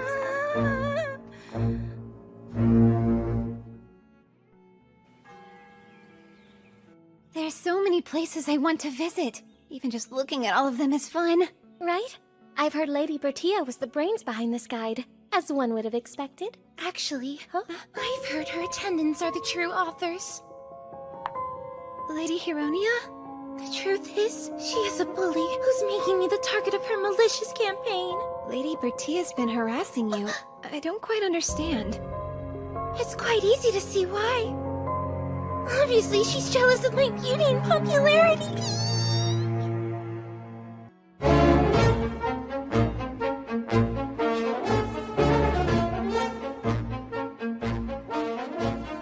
Recently, Lady Hironia's attitude towards Bertia has been utterly appalling. She's made false accusations and has spread nasty rumors. Bertia wants there to be friction between the villainess and the heroine, but things have gone too far. Yes, come in. Your Highness. Pardon me, but I have brought the current plan from the Middle School Student Council for your review. I appreciate it. This spring, I'll be advancing to high school. Presently, the council is being led by Courtgain. Actually, there's more. It's a small matter concerning your fiancé. Oh? With your permission, naturally, may I permit Lady Bertia to refer to me as Dear Brother Cor? You may not. No, I didn't think so. I rejected it immediately because I had a feeling I wouldn't find it amusing, but... Was it Bertia who brought this up? Indeed. Almost every single day, as a matter of fact. Let me call you that! Pretty please say yes! She's very persistent. At first, I rejected the proposal immediately. But after seeing how depressed my answer made her, I just had to ask. Please forgive me. Despite how awful it makes me feel, I will continue saying no to her request. Now that I do approve of. This is unusual. We're speaking about Bertia, and yet, this isn't fun at all. Ah, found you at last. What a pleasure it is seeing you all again. But I'm afraid I must be going. You're leaving already? There's much work to be done. An earring? Not a typical accessory for you. What? Oh, right. As a matter of fact, Vald and Nelt have acquired one too. Miss Bertia gave them to us. That's strange. Has your Highness not received one from her yet? What an incredibly foolish thing of me to say! Really, I hope I haven't made you angry. Angry? Who, me? Interesting. I'm not usually prone to letting my emotions take over. Especially feelings of displeasure and discontent.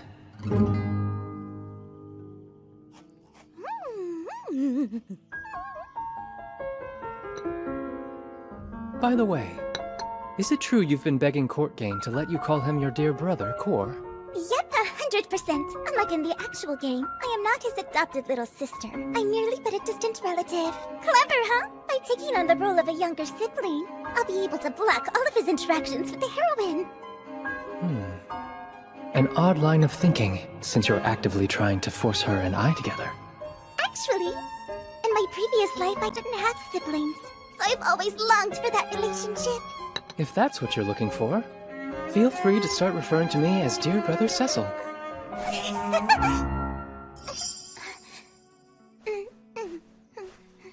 Why ever not? Because you will always be Prince Cecil to me. And besides, well, you are my fiancé. I don't think of you as a brother. In that case, how about you call me Syl instead? Why would I do that? Well, since I'm not going to let you call Courtgain your brother, I'll offer this instead. Go on, say it. Thank you, but I'll pass. Prince Cecil works fine. What I'm trying to say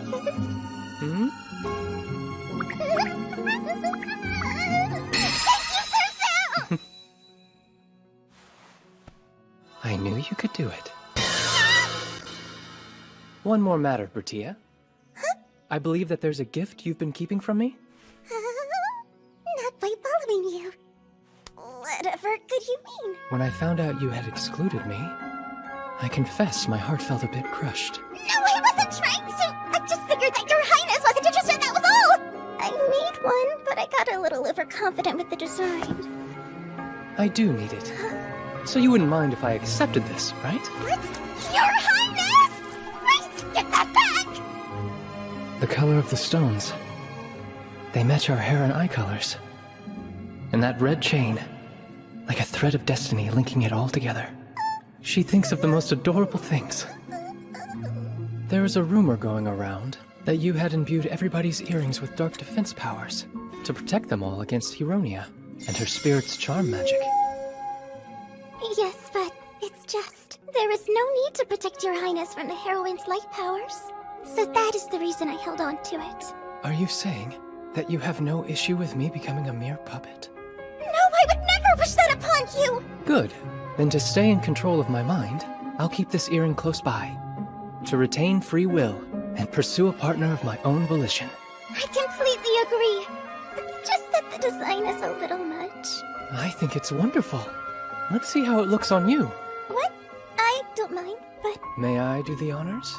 Of course.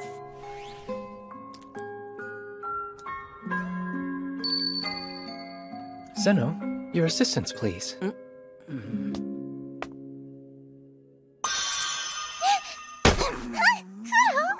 Everything is all right. I had Zeno use some magic, and naturally she was protective. Magic? Yes. A spell to make sure your precious earring will never fall off. You what? Have you fully lost your mind? If people see us wearing matching earrings, they're going to assume we're hopelessly enamored. They got the rumors! A couple bound by destiny. How poetic. I hope you share my enthusiasm. I'm anything but enthusiastic! Because if the heroine misunderstands, then she'll take a different route! I'm sure she'll be all right. I find her irrationally strong-willed. But, Your Highness! I believe you mean Syl. Right, dear Tia? What? You're dropping a pet name now of all time? The impact's devastating. What am I talking about? That's not the problem here! I must go.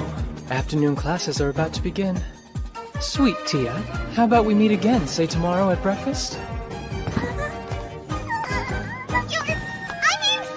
You can't go now! I have something I need to tell you! Take off that earring!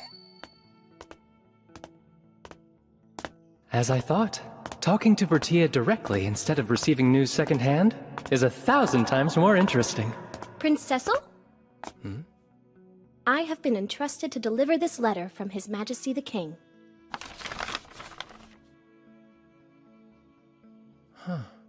It's good news, I hope.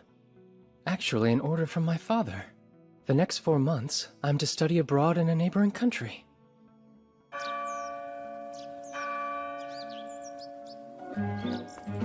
Why don't we head to the brewery next? Did you know that alcohol is one of our country's major exports? I'm aware. And speaking of which, I've heard that since the price has risen, your nation's people are voicing dissatisfaction. It's not the outcome we wanted, but you understand that prices up until now have not been typical. Or rather, sell it for cheap, let it take root, then raise the costs. But those who have become accustomed to the taste will buy it even if it's a little pricier. I assure you, I have no idea what you mean. Relax. I was merely complimenting you on your ingenious business practices. Plus, our citizens will be just fine, take my word. See, we've been investing a lot of effort into brewing alcohol ourselves. You have? In fact, we've been very successful at it. The next time your grace visits us, I'll show you around. Yes, do. Let's continue the tour. Right this way, please. This country leaves much to be desired. For some time, they've given off a rather dubious air when it comes to their dealings. I suspect I've been sent here to keep things in check. Of course, I've been doing my own intelligence gathering and advancing negotiations in a manner that's advantageous for us. Even so, I've grown bored with it all. There are only a couple things I look forward to.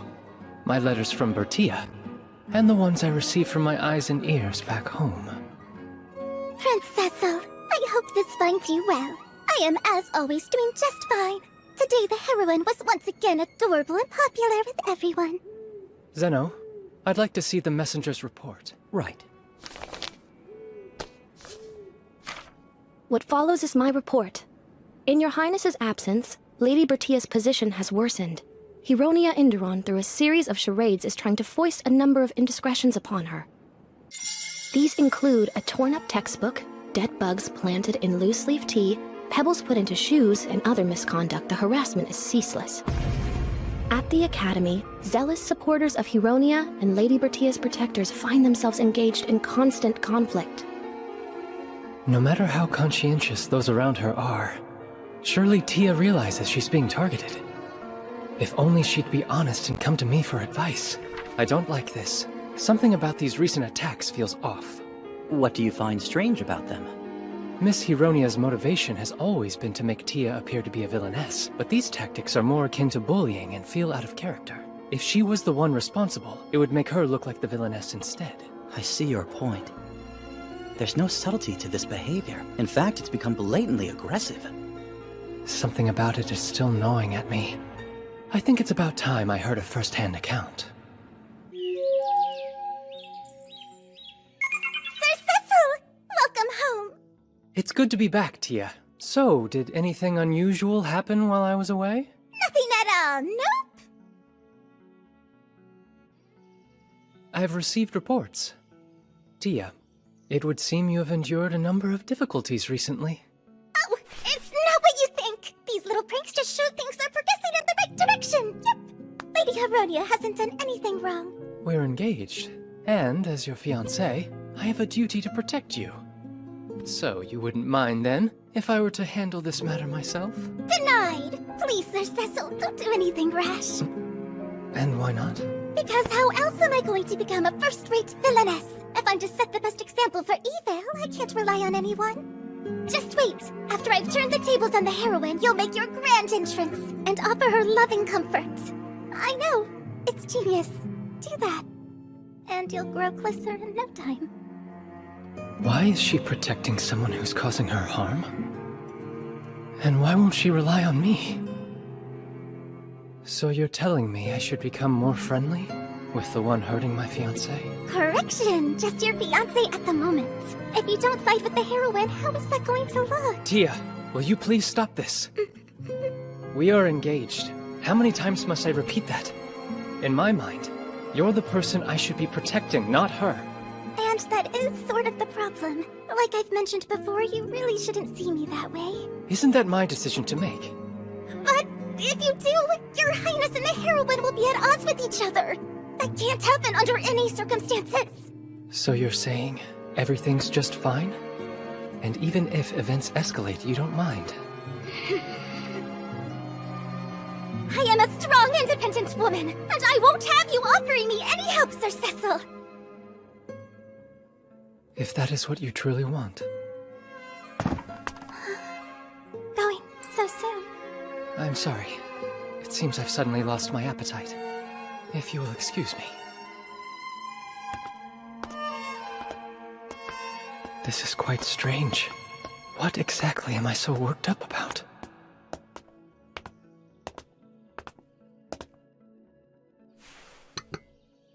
It's been roughly a month since I returned home. The harassment directed at Bertia has continued unabated, and I've decided not to interfere in the slightest. Lady Hironia! Really now, submit your form already. The fair's coming up, and you're the last holdout. You're causing Lady Bertia and the other organizers a headache. I don't know what you're talking about. I never received any paperwork. How can you stand there lying? You were told over and over it needed to be submitted by the end of last week. I never got anything of the sort. Wait, maybe this is another attempt by Lady Bertia to torment me. Are you honestly blaming her for your own mistake? Just when I thought your behavior couldn't possibly be more abhorrent, you pull this. You're so mean. She's not worth your tears, Miss Hironia. You'll always have her undying support. Those boys' eyes. They seem to be under the influence of some charm magic. Huh? Tia? Would someone explain what we're yelling about? Why, Lady Hironia! I can't say I'm very surprised. I haven't done anything wrong, and yet these ladies insist on harassing me. Liar! I simply warned her to stop making things difficult for my friends, and then she started with the fake crying. Lady Bertia! Don't deny you've been plotting against me from the start! Why are you so horrible to me? Wait, surely you're not accusing her of some harassment campaign now? There's only one person here responsible for causing any drama, and I'm looking right at them. Stop! Huh? Lady Bertia?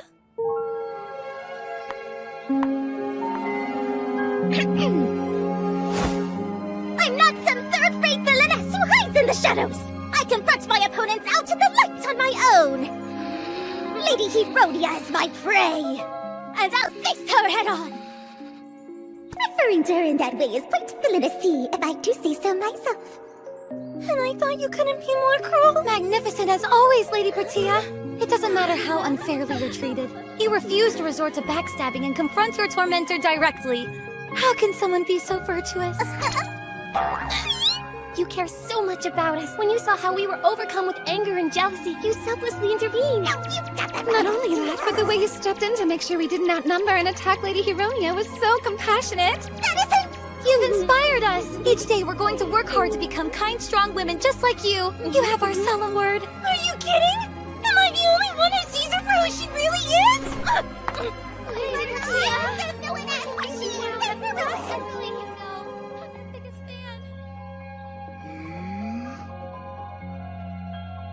Forgive me, I just remembered there's a little matter I need to see a teacher about.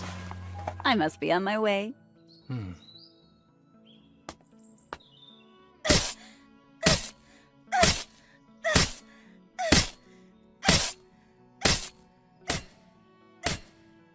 At last, your true colors are revealed. Pardon, but don't you think we should stop her? I do believe that's Lady Bertia's chair. And Marquis Noches had it custom made for his beloved daughter. Only one exists in the world. Stop her? True, it would be an incredibly simple thing to do. That said, she has made it abundantly clear that I am not to provide assistance.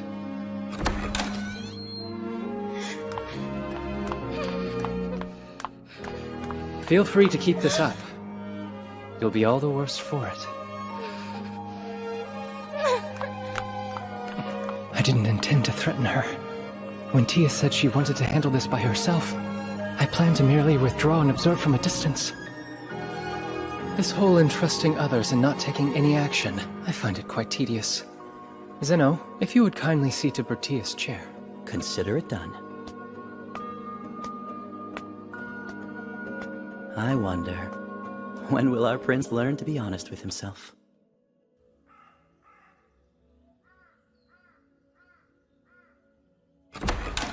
Brother! You simply must do something about her. Some more amusing antics from Tia, I assume? I'm talking about that Baron's daughter, Hironia. Her attacks against Miss Bertia have reached a point where I and Miss Joanna are no longer able to stand back and keep quiet. I am aware. But Tia said she wants to handle this herself. So, I must simply watch from a distance. Watch? Brother, Miss Bertia's special to you. I mean, isn't she? Well, she is my fiancée, so yes, I would agree with that assessment. Stop playing games! Look, I've seen the way you act. Like she's the one person who's special to you. Rest assured, even I have enough emotion to hate seeing my fiancée being treated this way. It doesn't bother you leaving her all alone simply because she refused your help? There is truly nothing I can do. I had offered my assistance and she refused me. Big brother, you will forgive me if I have this wrong. But honestly, it must be lonely having someone you care about refusing to rely on you. Is it possible? That's what I'm feeling? Because Tia won't depend on me?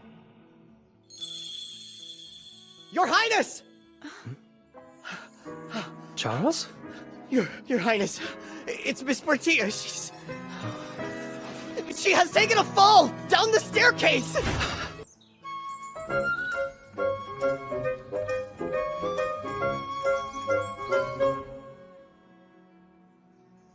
What's this? Are we expecting another guest to join us? Indeed. Bertia will arrive soon, so I set her a place. Lady Bertia, huh?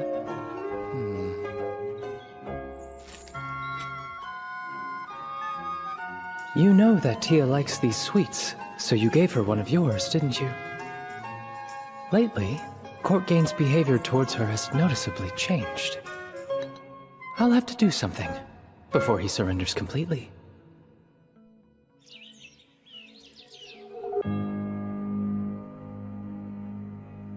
Tia, I'm coming in. Oh, Sir Cecil! Thank you for taking the time to come see me. Would you mind telling me what happened to you? Don't worry, it was just an accident. There were some stacks of papers that needed to be carried out of the student council room. Lord Fannel volunteered to assist me with moving them, so it wasn't too difficult for us. Fannel Road, the son of a count. I believe he's a member of the Society for Adoring Lady Bertia. I'll have to have him thoroughly investigated later. Once we had finished, I made my way back to the council room. Then, a female student approached from behind and bumped into me on the stairs. That's when I almost... Oh, but look, I'm perfectly fine now. Kuro was able to cast her protective magic on me just in time. So this student, did you manage to get a glimpse of her face? I was looking down at the time, so I didn't see it. Well then, what about her hair? Or her build? Please tell me, Tia. I think her hair was a pinkish blonde, and her belt was also very similar to Lady Hironia's. It's like I'm always saying, truly the villainess must be in a constant state of conflict with the heroine. Tia, sorry. But I don't think I'll be able to leave this matter unattended any longer. Sir Cecil. I still find myself unfamiliar with these emotions. But when I first heard that she had been hurt, I learned the pain that comes from harm befalling someone dear. If you insist on continuing to do as you like, then it's fine if I take actions of my own as well, correct?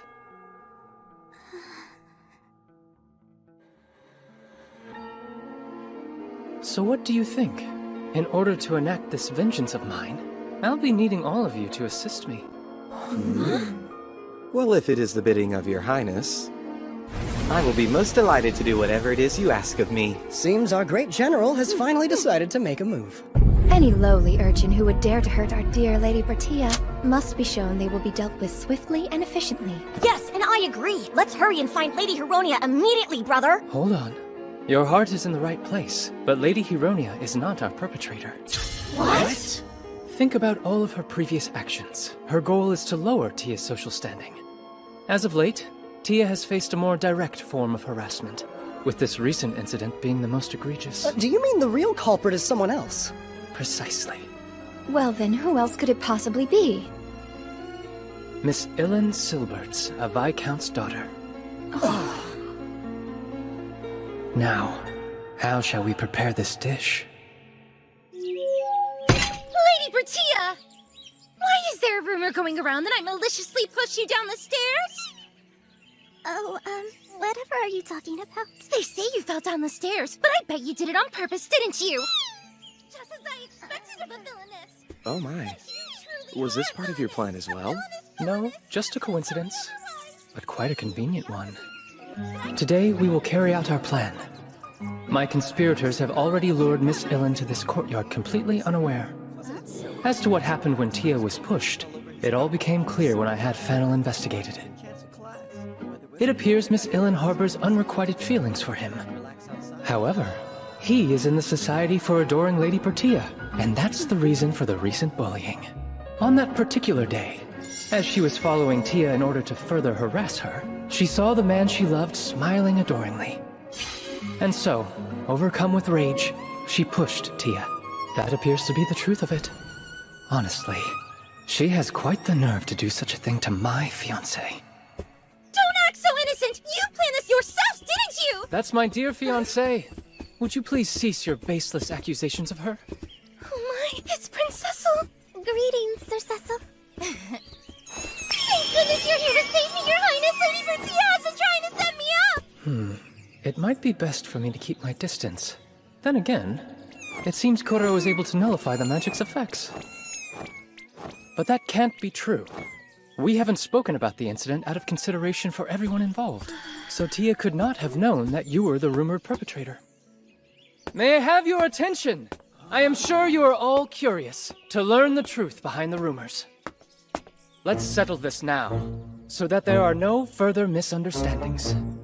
The one who actually pushed Tia was not you, correct? That's right! Of course I didn't!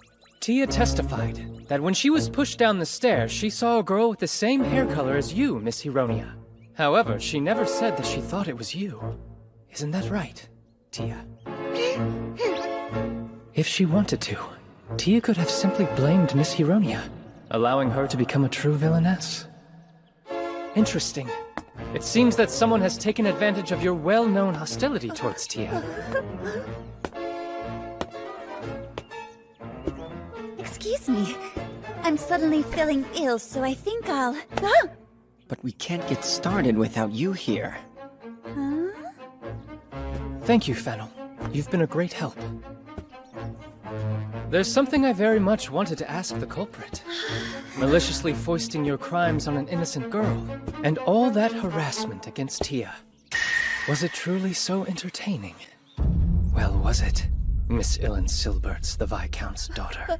But what? Whatever do you mean by that? Isn't it obvious that Lady Heronia did it all? Oh, is that so? As a matter of fact, ever since the day of the incident, we've actually been keeping an eye on you. And while we were watching you, we noticed that something strange kept happening. We would see you go into a changing room or restroom for a moment, and Lady Heronia would come out. When we looked inside, there was no one left. It happened numerous times. We witnessed this person who exchanged places with you committing nefarious acts, such as tampering with Lady Bertia's personal belongings. Now then, do you have anything you'd like to say? They said that I disappeared from their sight and they weren't able to find me. But isn't it possible they simply made a mistake and got confused?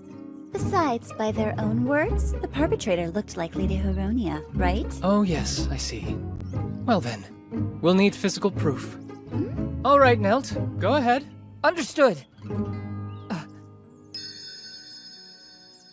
Oh goodness, I'm not sure I'll be able to do this with so many people watching me. Don't you worry, I just know you can do it! Simply explain things to everyone the same way you would if you were teaching it to me alone! Yes, right.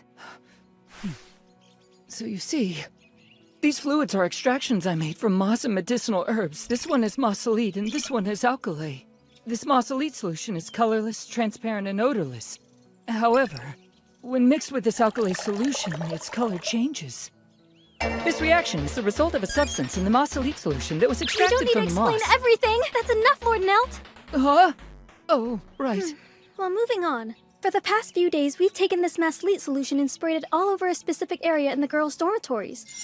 We placed it where the perpetrator would most likely visit, Lady Bertia's personal storage closet. Just to be sure, as soon as we knew a crime had been committed, we scrubbed the area clean. So it's impossible for anyone other than the perpetrator to have stepped through it. Let us delay no further. Would you kindly lend us your shoes, Lady Illen? And to be thorough, may we borrow Lady Heronia's as well? But of course you can! If it will help prove my innocence, I'll do anything! What's the matter? This would be a wonderful chance to prove your innocence. Or is there some reason you can't offer them? Here is Lady Heronia and Lady Illen's shoes. Right, Lord Nelt. If you would, please. All right. Then I'll begin with Miss Heronia's. There's no change. Well, of course there isn't! Next, I'll apply it to Miss Illen's shoe.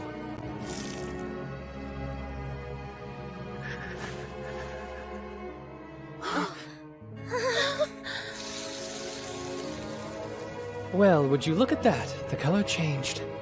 It seems we've been able to provide evidence. Do you have anything else you'd like to say in your defense? This is all one big lie. The entire student council conspired to protect Lady Heronia with these tricks! And what would be the point of that? Going out of our way to protect her and set you up as the perpetrator? What could we possibly gain from such a fallacy? Oh wow, I don't think I've ever seen him that angry before. A completely natural reaction. Well, it doesn't matter. When I imagine your bleak future, it's easy enough to ignore your ridiculous words. As an aside, it's cleaning day in the dormitories, isn't it? If there was any damning evidence stored in there, today would be the day one would likely have to move it somewhere else. It seems this is important to you. Hey, give that back! It belongs to me! Yes, precisely. This No! Don't! belongs to you. Whoa, that wig is the same color as my hair! Now then, I do believe I warned you. I said feel free to keep this up, you'll be all the worse for it. Remember? Illen Silberts. Lord Fennel, hold on. This isn't what it looks like. I despise you with every last fiber of my being.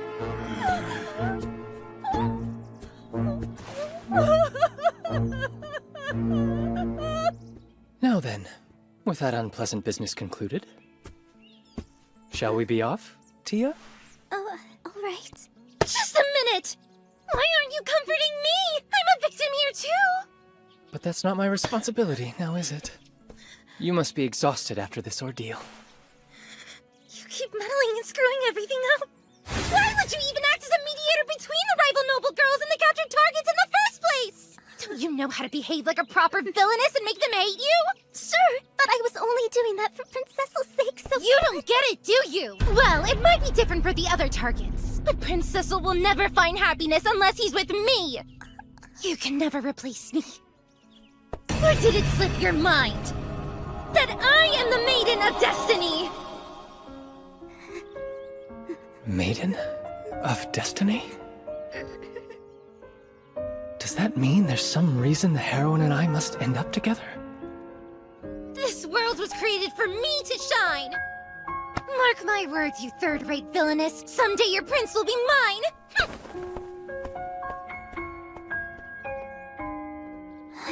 I'm sorry. Tia!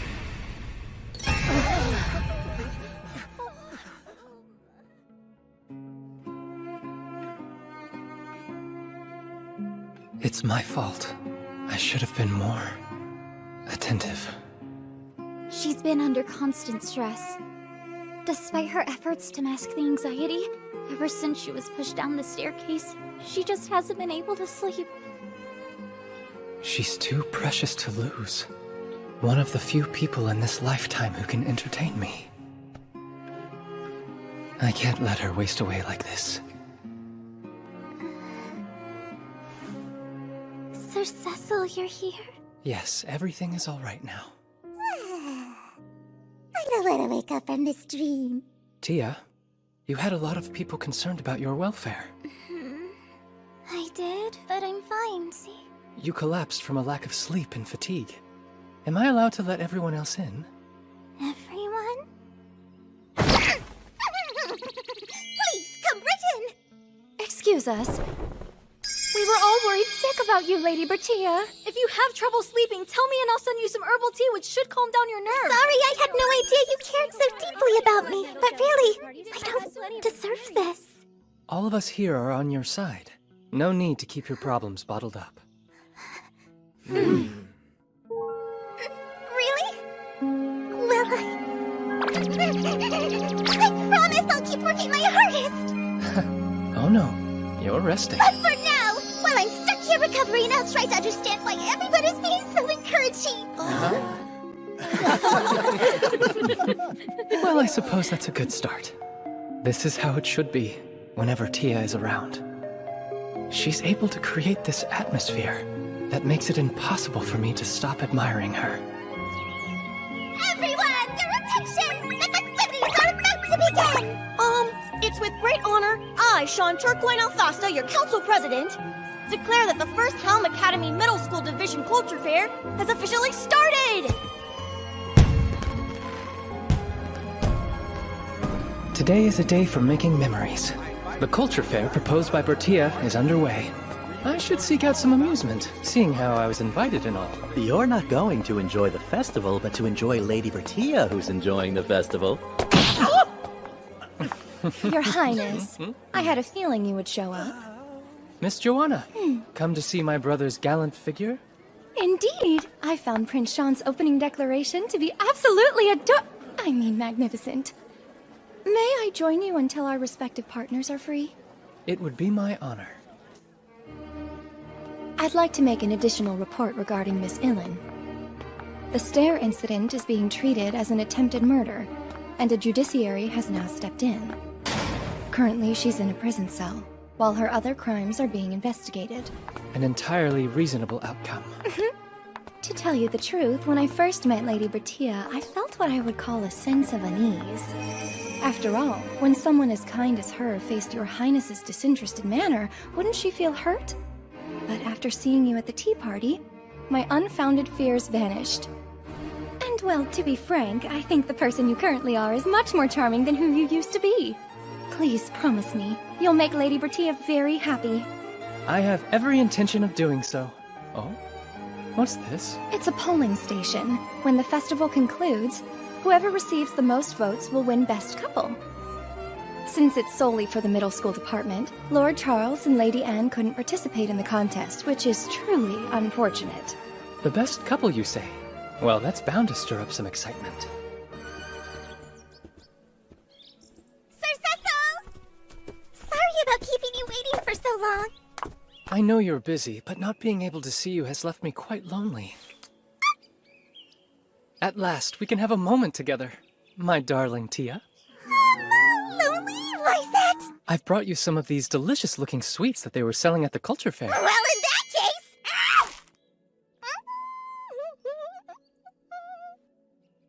Tia, there's some cream on the corner of your mouth. It would have been embarrassing if you hadn't got that. Tomorrow can't come soon enough. Why? What's happening? Well, our culture fair has officially ended. But first, I'll announce who won Best Couples. We'll start with third place. And who could have predicted they would have the same number of votes?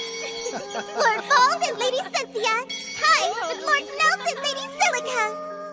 It was close, but in second place we have Prince Sean and Lady Joanna. The winner of the grand prize for Best Couple is Princess Glow Vesta and Bertia Evil Nochas, the Marquis's daughter! Sorry, what? There must be some mistake. There's no way we won the contest! And who can forget the moment when Prince Cecil wiped away cream from Lady Bertia's mouth? The dessert was the second sweetest thing that afternoon. That's just one of the many reasons why they won. I wanted to thank you for such a lovely introduction. Here to also accept the prize is Prince Cecil! I know this is tremendous news, Lady Bertia, but please don't faint again!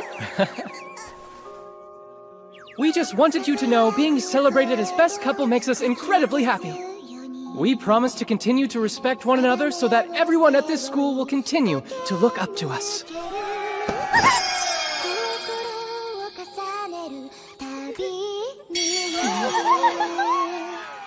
Her whole body is bright red. How how adorable. Brother, I'll leave the closing remarks to you. Yes, of course! I've got this!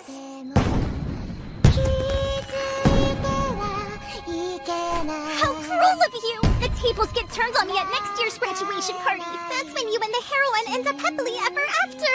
I wanted to make some nice memories before that happens. Now every time I think of this event, I'm going to associate it with sadness. My apologies. I was elated we were chosen as the best couple. Do you feel differently about it? No, it filled me with so much happiness. Honestly, by appealing to those around us with such intimate gestures, I had hoped to ease some of the recent anxiety she was feeling. Everything is all right, Tia. I will do everything I can to make sure our memories together never cause you sorrow. I feel something's weighing on your mind, Tia. Just thinking about the opening of the culture fair. I thought that launching fireworks would be showy and get everyone excited, but... Fireworks are? Oh, that's right! You light a spear of gunpowder, and after ascending in the sky, it explodes! It looks almost like colorful flowers blossoming. There's nothing else like it! Using gunpowder that way. Sounds highly intriguing. Whatever you do, you mustn't become obsessed with gunpowder! Get here! Always embrace peace, never explosions! Say it with me now! I wonder what she's talking about. Time passed. I became a third year. Tia entered high school. But soon after, she began avoiding me. No, that's not quite an accurate description. It would be best described as running away. She does not possess the skills to quietly sidestep me, so she resorted to fleeing. There is a possibility Miss Hironia's words that day are the reason behind this change in behavior. Even if I asked her, she would likely dodge the question by physically dodging me. Regardless, now that things have reached this level, there is only one thing for me to do. If she runs away, I have no choice but to pursue.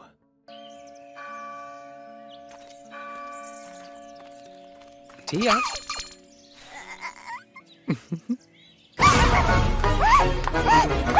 Why ever are you running from me? Now then, all that's left is to steer her into a corner. Tia. Tia. Tia. Tia. Tia. Tia. I'm afraid you are trapped. The deserted back garden doesn't provide many exits. I've heard rumors of this. Kabedon. Kabedon? Is there any chance you could just let me go? It's simply in the nature of male animals to chase fleeing prey. I beg your pardon. I don't consider myself prey. No, you look delicious. Well, that's probably because I have a little extra meat on my bones. But I would very much prefer if you didn't devour me, please. Extra meat? Your Highness! I looked, but only for scientific reasons. You know, when carnivores in the wild give chase, it's not always for eating. Actually, sometimes their goal is only a bit of fun. What? But you should never treat human beings like they're just some sort of toy! I think it's a little late to warn me about using people like playthings. My apologies, but you're as lovely as a doll, so I couldn't contain my desire to play with you. Oh my! I won't be fooled! Still, I don't mind the flattery. Based on her reaction, it's safe to say that she at least still has some attachment to me. I briefly considered interrogating the person who's obviously the reason for her unease, but that would only cause more trouble. From this point on, I have to start keeping my distance from you, Sir Cecil. There's only about a year left until I am left speechless and we must part ways. The compelling forces have already begun to take control. By compelling forces, you mean powers attempting to return everything to the original scenario? Yes. I will be frank since you're the one I'm addressing. The truth is that I have gained weight. You heard me! I put on some weight! It's steadily been happening ever since the end of the culture fair. Then I realized what was truly going on. The scenario's trying to revert back to normal. There are so many things I want to point out, but first, even if that were true, why would the two things even be connected? Well, because Bertia in the original work is supposed to be chubby. A character trait I was sure I changed is starting to come back. Since you think your outward appearance is mirroring hers, these compelling forces are to blame? She's serious about this, so I should do my best not to laugh. Dear Tia, I think I know who the true culprit is, and they're probably hiding in your dress pocket at this very moment. What? You mean my snackies? Ever since the fair, I understand you began receiving sweets as presents. It's true people I'm not particularly friendly with have been generous. Maybe the compelling forces started then. That's not it. It became common knowledge how wonderful you are. Small token of our friendship. That's why you're receiving more snacks. People want to get closer to you. As if! It's definitely the compelling forces! No, you merely need to decrease the amount that you eat. That's all. But if I don't, it'd be a waste after the trouble everyone went through. What if you shared them with your attendants? Give them my snackies? I mean, you're aiming to become a first-rate villainess, aren't you? Also, if you want to become the best, then you will need to remain by my side. Well, that doesn't make any sense. You're about to fall headlong into your new lovey-dovey chapter with the heroine soon. My goal is walking the path of the villainess by constantly getting in the way of your relationship. And that's the reason.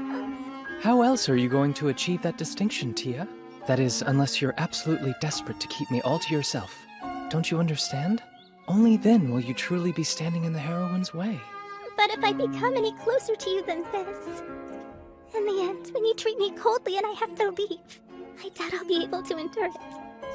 Ah, so that's why she's been avoiding contact with me. Now that I know the reason, it would probably be best to let her go. In that case, I won't treat you coldly even when it ends. Is there a way to render me speechless otherwise? Certainly. I humbly request you leave all the details to me. Yes, that is acceptable. And I will work just a little harder not to run away from these feelings. That's not the way a first-rate villainess should behave. You'll have to forgive me. I have no intention of letting the person who brings so much color to my life go. But I will keep my earlier promise. A way to strike Tia speechless without being cold. In short, I simply need to ensure someone else meets with defeat. Say, court gain. I did hear Hironia has been visiting you. Quite frequently, in fact, if there's any truth behind these rumors. Indeed. While I do find her irritating, she has reached a new low with these inquiries about Lady Bertia and her family. Asking if they have committed any wrongdoings, perhaps? Yes, numerous times as a matter of fact. I thought as much. The fall of House Noches and the Struck Speechless event are inseparable. Oh, don't be coy. We're discussing some fun, wicked plot, are we not? She's caused me a great deal of consternation as well. I'd be glad to help out. Come to think of it, I've heard Hironia has been telling Miss Anne how Charles is an unrepentant womanizer. Nothing could be further from the truth. Now that we're discussing this, I get irritated when she badmouths Silica. While I detest disparaging, and it goes against the gentleman code, I cannot stand her. You wouldn't believe the number of my dates with Cynthia she's ruined. She's awful! She's always saying intentionally cruel things to hurt Miss Joanna's feelings! Well, it's only natural everyone is fed up with her heavy-handed approaches. So, surely you've already devised a scheme. Please, I'm not a monster. Merely a concerned individual who wants to defend his fiancée. What's wrong with that? If we're all defending against the same person, though, wouldn't working together be the most logical way to proceed? Huh? You're quite right. All of us picking on a delicate young lady would fundamentally violate the noble laws of gallantry. But say an enemy were to get caught in a defensive trap. We all must exercise our right to self-defense, mustn't we? The next time she calls on you, Courtgain, instead of giving her a confirmation or denial, would you simply let her go on her way? So I shouldn't correct her? On her unjust suspicions? Seeing as how neither Tia nor the Marquis have committed an underhanded act, there is no problem, right? True, Your Highness. Astounding as always. The event will be at the graduation ceremony. If she's going to make a move, that's the most likely time. I admit, I'm looking forward to seeing how this turns out. Tia's reason for trying to pair the heroine and I must have something to do with me specifically. And, more than likely, being part of the royal family plays some significant role. If the answer exists, I'd imagine it's passed down verbally from one king to the next. It's certainly a rare occurrence for you to request time with me, Cecil. I apologize. I know you're busy. I'll get right to the point, Father. Have you heard of the Maiden of Destiny and what importance they hold? This is a rather romantic notion you've expressed an interest in. I discovered the phrase while I was researching a topic for personal reasons. It appears to have something to do with the royal family, so I thought you must know about it.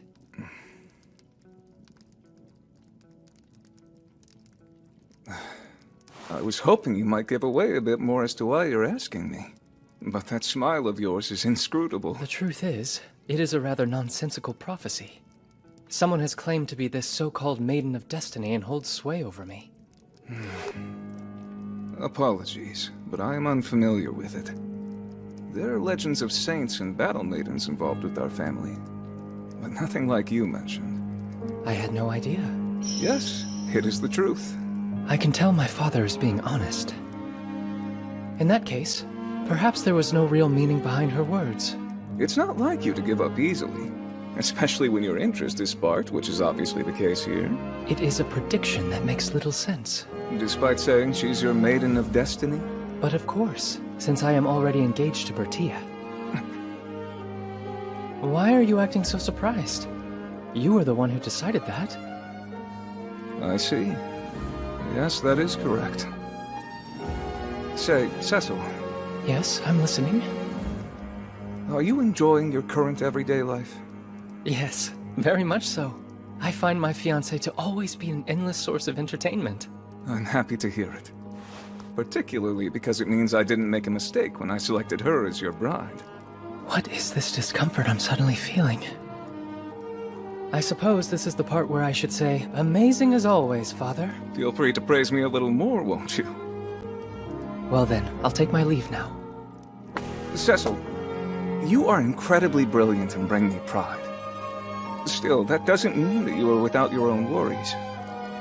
I may not seem reliable, but if you're in trouble, come and speak with me, whether morning or night. Yes. When I am, I'll rely on you without question. So please be prepared, Father. My father's words. They filled me with a sense of relief. Till this moment, I didn't realize the feeling coursing through my body had been the unfamiliar emotion anxiety. There are no issues with my plot, so I doubt that's the cause. The preparations are perfect, and yet... I am so pathetic. Thank you for everything, Father.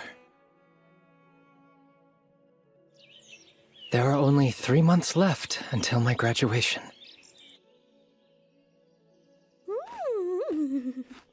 Tia, what color would you like your dress to be for the party? Are you talking about the graduation party? Well, when one has a betrothed, it's tradition they accompany the graduate. I'd like to give you this dress as a present. Me? But wouldn't it be more appropriate if you gave it to the heroine instead? No.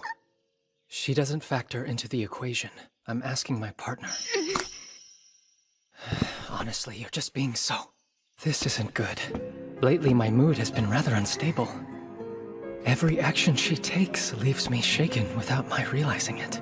Oh, scrumptious. We couldn't let it go to waste, now could we? Would you care to go outside? All right.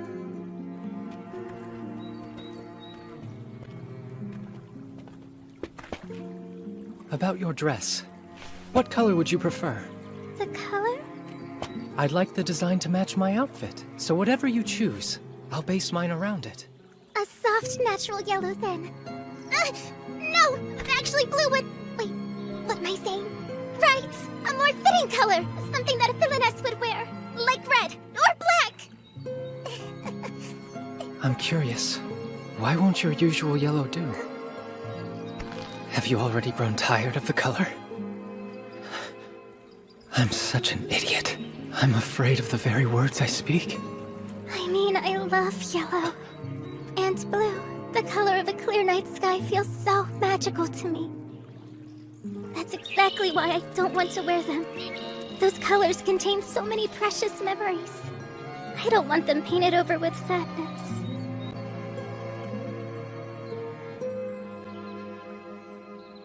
They don't have to be. Let's fight this. And strike the part where you're defeated. Because I can't, Sir Cecil. I have a role to play. I want to make others happy, everyone, but most importantly you. Then, will you tell me why this is necessary? Together, we may be able to find a solution. We can't do that. I must fail. You see, I just love everybody so much. I'm the only one who should get hurt. Me and my father for all the crimes he's committed. Odd, considering he's not guilty of any. If you would, please bring me what I requested. Of course. What is this? A diary where I've documented my villainous deeds over the last few years. I'd like you to take it as evidence, just in case. May the 4th, clear skies! Also today at our tea lesson, I relentlessly bullied Lady Hebronia. I said so many mean things. I found the way she got teary-eyed to be oh so refreshing. I'm such a top-tier villainess! I heard about this from Miss Silica, who attended the same lesson. Even the teacher was exasperated by how atrocious Lady Hironia's manners were. Bertia volunteered to pair up with her when no one else wanted to, and politely taught her the lesson. And how does she thank her? By criticizing Lady Bertia, of course, and saying how she despises her. Everyone save Bertia stared at Lady Hironia with total disdain. All of Tia's so-called villainous deeds read the same. Normally, I would find it entertaining, but this time is different. She doesn't realize she's given me the perfect weapon to successfully defeat her. This isn't good. You need to calm down. Tell me, Tia, do you truly hate being by my side so much? Sir Cecil? Sorry? No, don't utter any more of your inner thoughts. I only ask because you insist I'll be happy if I'm with the heroine. But that would be impossible. Stop it. I can't envision a reality where that's ever true. These words are meant only to hurt her. Wait! I mean... Just tell the truth. You can't stand my presence and want out of our engagement.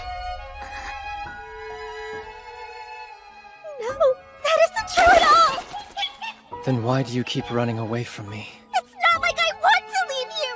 Do you have any idea how important you are to me? If you mean that, then what do you believe would bring me the most happiness?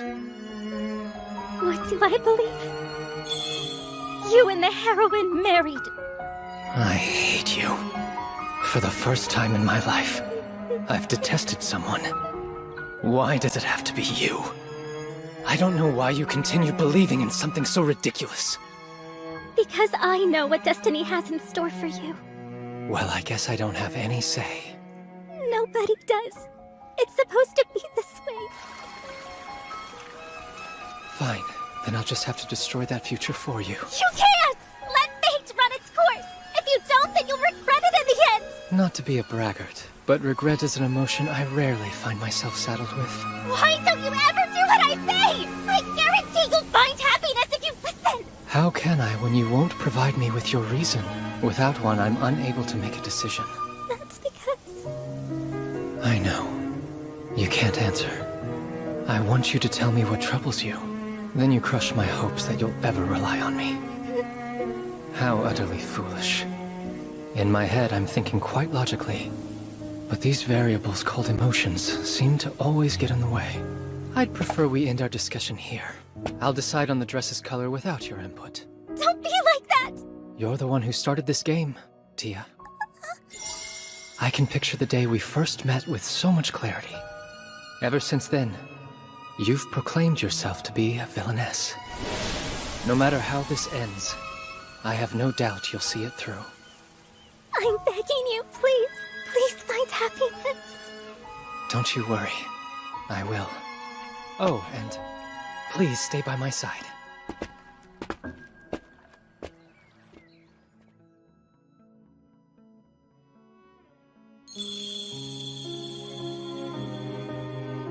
My, you look incredible, truly. Those colors suit you very well.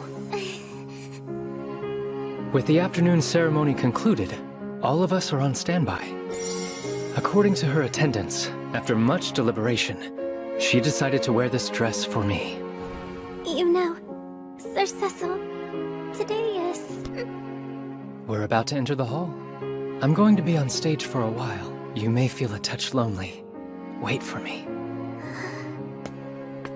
I don't want to hear you say things that put any distance between us. Tonight, my goal is to destroy every conceivable future that would possibly make you sad.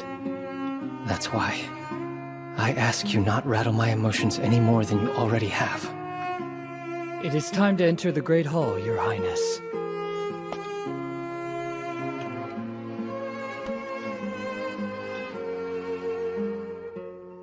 Sir Cecil, What is it? maybe it isn't the right time to ask this. But what do I mean to you? Tia.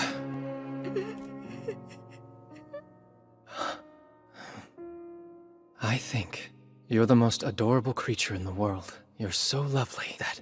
Graduates, if you would enter! I'll say more when this is over. Friend Cecil, thank you for everything.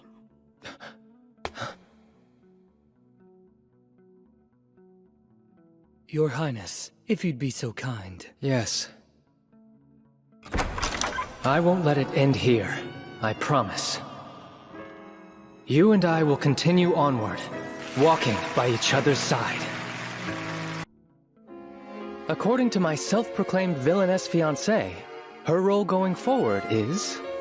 To be speechless at our graduation ceremony! So she says. In her previous life, she played an ultimate game that was apparently set in this world. She seems to believe that conforming to the game's original scenario and pairing me off with a heroine will bring me the most happiness. I've spent my days circumventing her schemes, while also trying to win her over as she attempts to distance herself. It has made for quite a hectic school life. And now, the day of our graduation ceremony has arrived. She claims that on this day, I will finally expose her as a villainess for all of her past wrongdoings, leave her speechless, and forever bind myself to the true heroine. Now then, let us begin the Home Academy graduation ceremony. To start, His Majesty the King will honor us with a few words. Dear young ladies and gentlemen, I wish to congratulate you all today. Make the most of what you have learned here, and you'll be certain to unleash your fullest potential. I have the highest of hopes for your futures. For our next speaker, representing the graduating students, His Highness Crown Prince Cecil Glow Alfasta. If you would, please. On behalf of the entire graduating class, I thank you all for being here today. It is truly thanks to the watchful eyes and caring hearts of His Majesty, our teachers, and our families that we are able to be here and celebrate safely on this monumental day for us students. We must all devote ourselves to the good of the kingdom, and as Crown Prince, I will work diligently to ensure that this country is being guided in the right direction. Long live Home Academy! And long live the Alfasta Kingdom! Long live Home Academy! And long live the Alfasta Kingdom!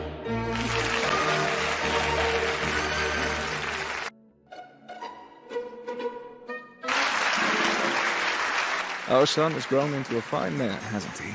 Yes, he truly has.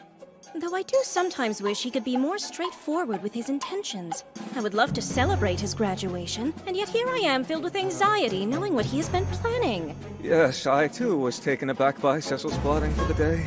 But I'm certain he'll make sure everything works out in the end. That may be true for our Cecil, but I still worry. How will Miss Bertia react to being tricked? Exactly! You're absolutely right, Your Majesty! Despite how she may appear, my little Bertia has a very sensitive side. Oh, I am beside myself with worry. Calm yourself now, Douglas. Remember, you agreed to all of this too, did you not?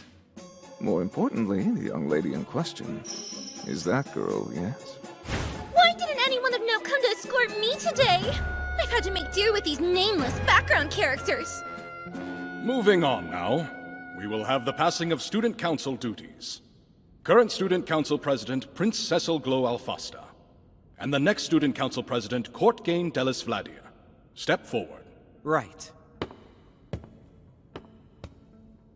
Now I, Prince Cecil Glow Alfasta, with the authority of the Student Council President, do hereby appoint Courtgain Delis Vladir as the next Student Council President. I humbly accept this honored position. Our Prince Cecil, thank you for all of your hard work. We pledge to carry on with this new student council and strive to serve. Yes, thank you. Status? Everything is ready.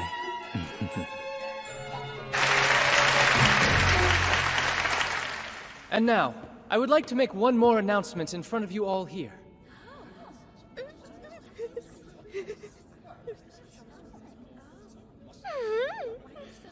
Whatever could you have misunderstood to make your eyes sparkle so? Miss Bertia Ibel Noches, would you please step forward for me?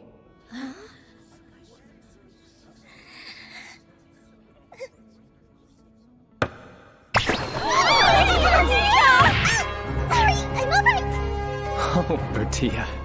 Were you so focused on keeping calm that you ended up tripping on the hem of your dress? I'm here, Your Highness. What is it you need?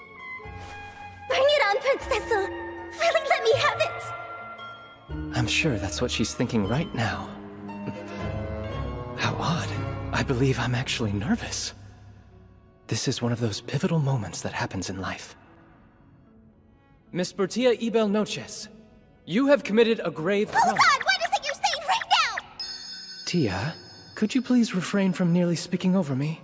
No, I swear to you, I have never committed a crime of any sort. You're wrong. You have in fact committed a terribly grave crime. And that is the unforgivable offense of being born 2 years later than me. And because of this, I will now have to wait a whole 2 years for you to graduate. 2 years I have to live apart from you. A grave injustice indeed. Which is why, to atone for this crime, when you do graduate, I want you to become my wife. And this will be a symbol of that promise. Wait! What's going on here? What? Now then, hold out your hand. Don't be shy. Then how I believe I've struck her quite speechless enough. I wonder if it would be wrong to count this as achieving Bertia's goal. To those with whom we have attended school, and to those who watched over us, I declare this now. 2 years, that is when we will finally marry, and strive to make this kingdom an even better place! I object! I suspected you would. How very foolish, Hironia Inderon, Baron's daughter. And what exactly is your objection? Please listen, Your Highness! That woman is deceiving you! She discriminates against people based on social rank, and she's horribly bullied many people, including me! You must believe me! Why, just yesterday she attempted to push me down a flight of stairs! Hold on. Did you say yesterday? Yes? As the fiancée of the Crown Prince, she is under constant watch. It would be impossible for her to sneak off without somebody knowing. Yesterday, she was with me in the evening, and after dinner, she seemed to be feeling ill, so I saw her to her room in the dormitories. I asked the house mother to check on her from time to time as well. I received a report that said she remained in her room sleeping for the rest of the day. Well, in that case, she must have had somebody push me down the stairs for her! Are you claiming the perpetrator was someone else? This affects Lady Bertia's honor, so I will need to investigate this to the fullest. Can you tell who the person was that pushed you? I can't be certain that I know who it was. So then, you don't know. Then why were you so prepared to offer up Miss Bertia's name? And while we're at it, I should probably ask about the other instances of bullying. Do you have any evidence? There are plenty of other people who have been victims of hers just like me! Come on now! Tell him! It seems there isn't anyone else. Why isn't anyone stepping up? People come to me all the time to tell me about that woman's terrible behavior! Well, I suppose it's only natural. If they were to publicly accuse the Crown Prince's fiancé, it could negatively affect their social standing. There are a few ladies who seem to avert their gazes for a moment, but it's likely they just thought of their past conversations as minor grumblings and airing frustrations together. What are you waiting for? What about those awful things you told me you've experienced? Excuse me? Will you withdraw your objections now? It would be much appreciated. No! I had intended to make a report about this confidentially. Did she really just pull that out from under her skirt? Just because you have nowhere else to carry it doesn't excuse such vulgar behavior. Your Highness, please look at this. Ew, I don't want to touch that. I would be happy to take it for you. Here you are. Yes, I see. Zeno. Right away, Your Highness. As expected, it's a report on an investigation into Marquis Noches. I already knew she had hired people to look into his affairs. Mother, no. But you've always wanted this, Tia. Although, when you're about to lose something important to you, inside it must still feel frightening. Not for me. I'm sorry, but I can't help but feel a little happy. Your hand almost seems to be pleading with me, and proves this isn't the future you want. No one can argue with the facts. Marquis Noches has committed a number of crimes. The daughter of a criminal allowed to be the future queen? It's unthinkable. So you want me to punish the Marquis, and annul my engagement with Miss Bertia, correct? I must admit, those documents show a thorough investigation has occurred, and irrefutable evidence of criminality. Sadly, you're misinformed as to who was being looked into. The names of the guilty parties are Viscount Conceptier, Count Conmorno, and Baron Saggio. If you would be so kind. Beg your pardon. Yes, exactly! I gave proof of their crimes! As well as showing you their direct connection to Marquis Noches! Saying the Marquis is a criminal by extension because he's connected to them? That seems like a stretch, doesn't it? Lord Courtgain will back up my claims! He suffered due to the Marquis' actions as well! I'm afraid I have no clue what you're talking about. What? Why are you telling the truth? What about all of the abuses you mentioned to me? Although I've distinct memories of ignoring your numerous thoughtless and unfounded suspicions, I don't recall ever confirming them. I can attest, though, ever since I started working with the Marquis, that our relationship has been nothing but favorable. Enough of these lies! You She's the exact same as you, Tia. She believes our future follows the plot of this Ultimate game, and will do anything to make it happen. Which is why when she was supplied with vague answers, she drew conclusions that fit her narrative. Oh, that's right. Regarding the contents of your report, His Highness and I already knew what it contained, since we approved of the undercover investigation. Undercover, you mean? Yes. Conducted by Marquis Noches. See, the Marquis was working for us all along, and was instrumental in helping to uncover the actual criminals.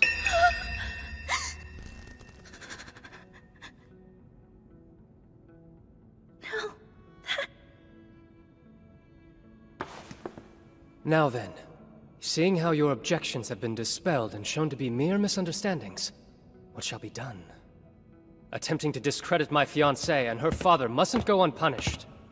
A discussion between both houses is necessary, but in the meantime, why don't you cool your head? Come along. It's not supposed to be this way. Why can't you understand that? I'm the heroine, not her. You were never meant to choose her over me! I'm your maiden of destiny and no one can replace me! Least of all that woman standing beside you! She's nothing but a third-rate villainess! I'm the only one who can turn you into a real human! Not just a heartless crown prince!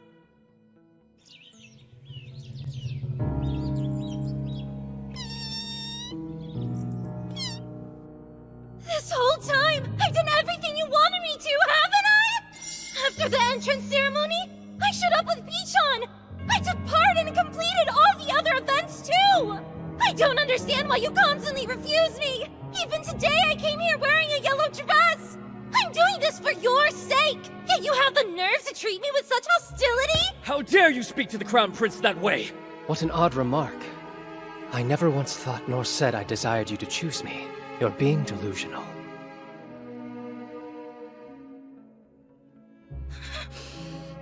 What's your deal? You're the android prince! Unless I pick you, you'll never be anything more than a clever little puppet! I can prove I'm the maiden of destiny! If you kiss me, a mark will appear on my body that shows I'm telling the truth! Why would the heroine lie? Your Highness, you know better than anyone else what will end up happening! If you're unable to have me, you'll remain exactly the way you are! Do you want that? Your days will be filled with boredom, spent in a world without color. And when you're no longer able to stand the tedium, you'll end yourself. I don't understand what she's saying. But, strangely enough, it feels like her words are rudely scratching at something I don't want her anywhere near.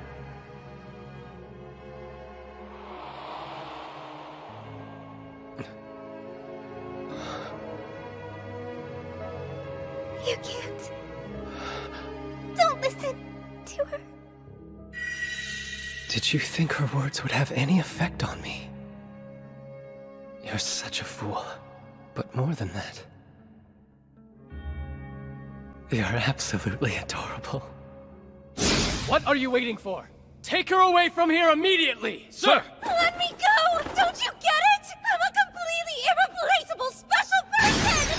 Unhand me! Or you're going to regret it!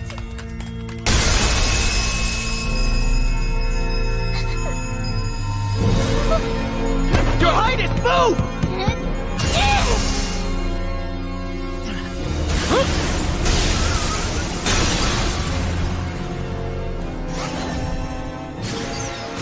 Is that a light spirit?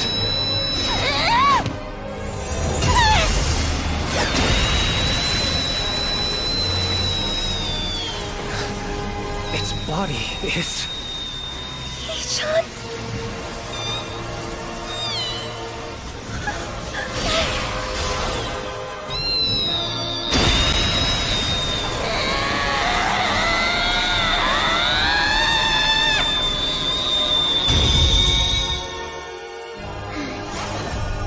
It vanished.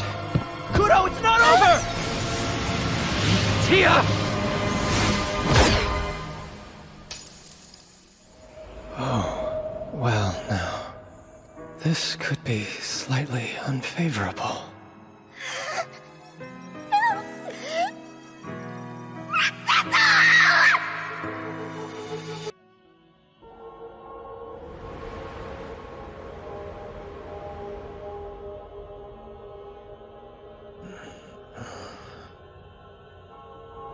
am I? Perhaps the light spirit has affected my conscious and put me in some sort of mindscape. Nothing seems wrong with my body. Then again, this might not be my actual body.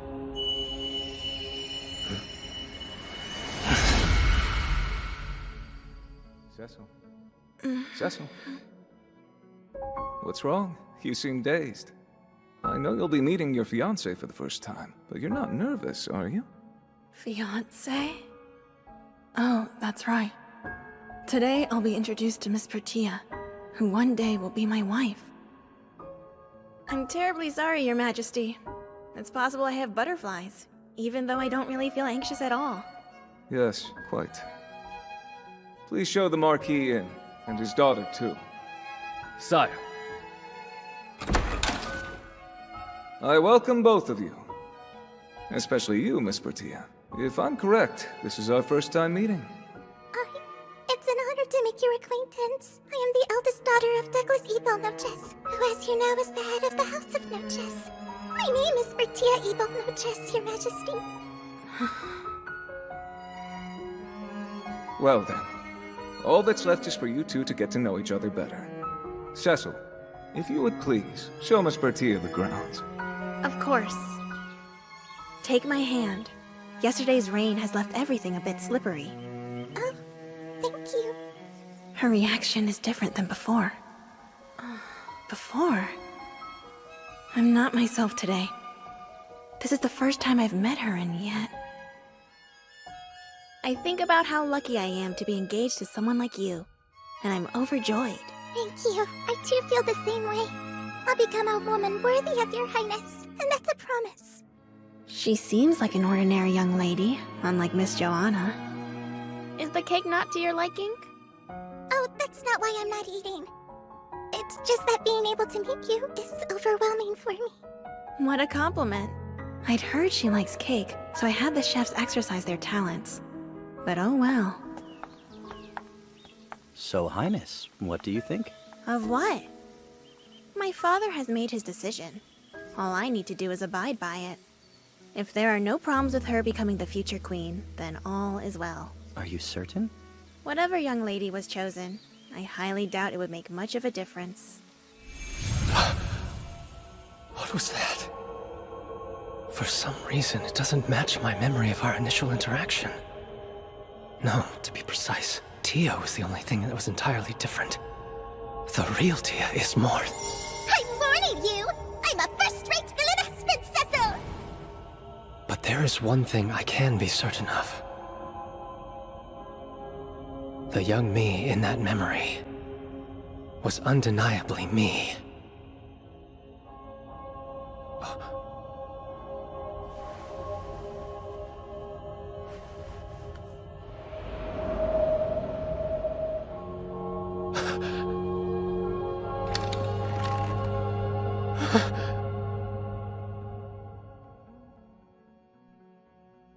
You can't die, Sir Cecil!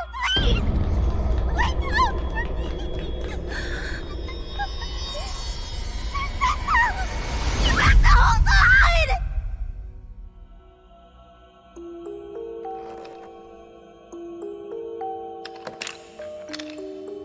Unless I pick you, you'll never be anything more than a clever little puppet! Yes, it appears what she said was true. When I was younger, I was devoid of any emotion. But that's precisely why. I silently wished for only one thing. Someone I could cherish, who would spark my interest, that would be able to draw emotions out of me. That was not my Tia. The scene just now was something similar to a dream shown to me by the light spirit. It's not reality. I know that. And yet, I had this vivid feeling of returning to my old wooden self. The more time I spent with Tia, the more human I became. Now that warmth is being stolen from me. I hate this. I don't want to return to those days and become a puppet again. Who could have expected the epidemic would cause this many casualties? Knowing the Luona leaf served as a cure didn't matter. It is not a plant you can cultivate this time of year. I don't see how the situation could have been prevented. Your Majesty, I'm begging you! You are in possession of the one thing that could save her life! Please give me some Luona leaf from the royal stores! Why is Marquis Noches here? Regrettably, the poor Marquess has caught the disease. Lady Bertia mentioned this in her letter, I believe. Oh, how curious. Someone in his family has contracted the illness, yet he still approaches the king? Is he trying to topple this country? It pains me to say this truly. With so many people in the kingdom suffering, I cannot give preferential treatment to one of my retainers. You must make an exception! Help her, please, Your Majesty! You're my last hope, Kane! She's my life! Myrtia is holding on by a thread! I'm not asking you as a vassal, but as a friend! What will it take? I am sorry, Douglas.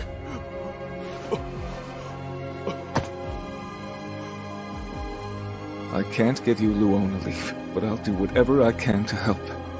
Remain strong for your family.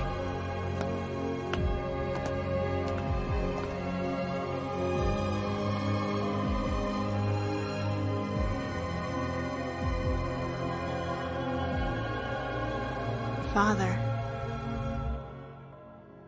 Oh, Prince Cecil, it's you. Your judgment was correct. If the king were to show favoritism toward his own vassal, it would surely displease his people. I suppose so. In my mind, I know I made the correct decision as this country's king and leader. Regardless of that, I've lost the right to be called his friend. Being correct as the king. Could there be anything more important than that?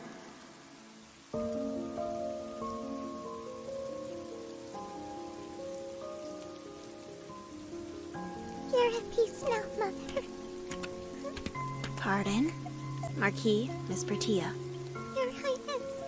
You have my deepest sympathies. I'm ready to be of use to you at any time, so please, never hesitate to call upon me. I have devoted my entire life to the royal family, and this is what I get. What was that? Listen to me. You must become queen one day, whatever it takes. No matter what happens, they will protect you above anyone else. I'm not going to lose you, too.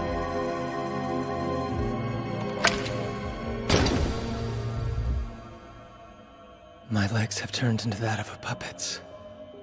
What I saw, that was the future we supposedly changed. It was beyond me, understanding my father's anguish. She lost her mother, so I put on a sad face and offered empty words. But I have to realize that scene was something the Light Spirit made me see. Like a dream, you don't realize what you're experiencing isn't real. The current me, it's overlapping with the me from the future that could have been. I hate this. It isn't me. My warmth, the emotions I finally obtained. Please don't take them away. Bertia! So what do you think of it, Lady Bertia? I think you look absolutely adorable. Well, I don't like it one bit. How useless! Are you trying to make sure that mine and Prince Cecil's debut into society fails? I can't be seen in front of everyone looking like this! What's the matter, Bertia? Oh, Father! This handmaid is simply the worst! She's doing everything in her power to embarrass me! Really? Well, we can't have that. Now, don't cry, darling. As of this moment, you are finished. Never show your face in front of my family ever again. Careful. I'm terribly sorry. Oh, Prince Cecil! Good day, Miss Bertia. I hope nothing is wrong. Your maid seems quite distressed. Well, the fool was being careless, so we fired her, that's all. Since his wife died, the Marquis has become a different man. He only shows affection towards his daughter. I've heard rumors that she grows more arrogant with every passing day. But let's forget about her. Our social debut is soon. I'm so anxious. Despite that, I'm looking forward to being escorted by you, Your Highness. Don't be nervous.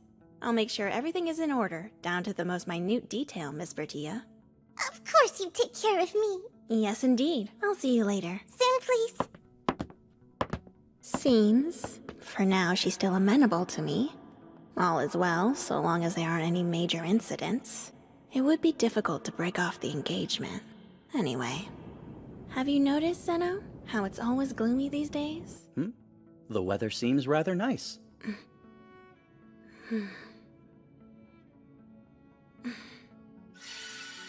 I see.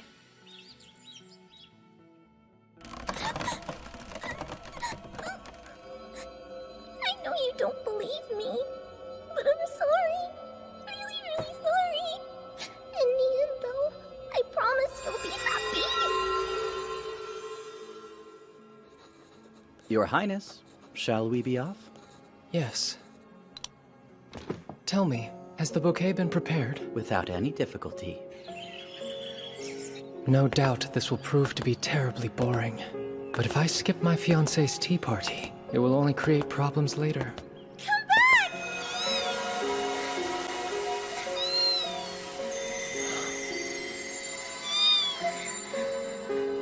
How am I supposed to catch up to you?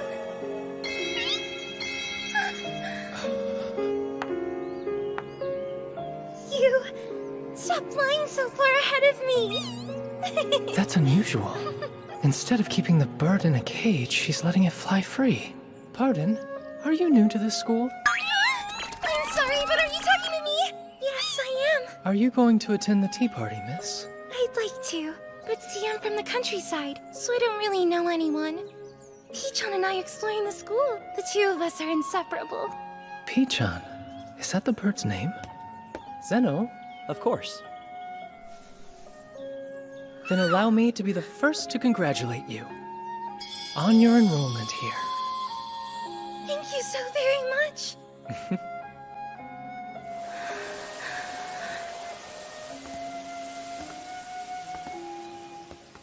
For your Highness to show interest in someone else, it's most unusual.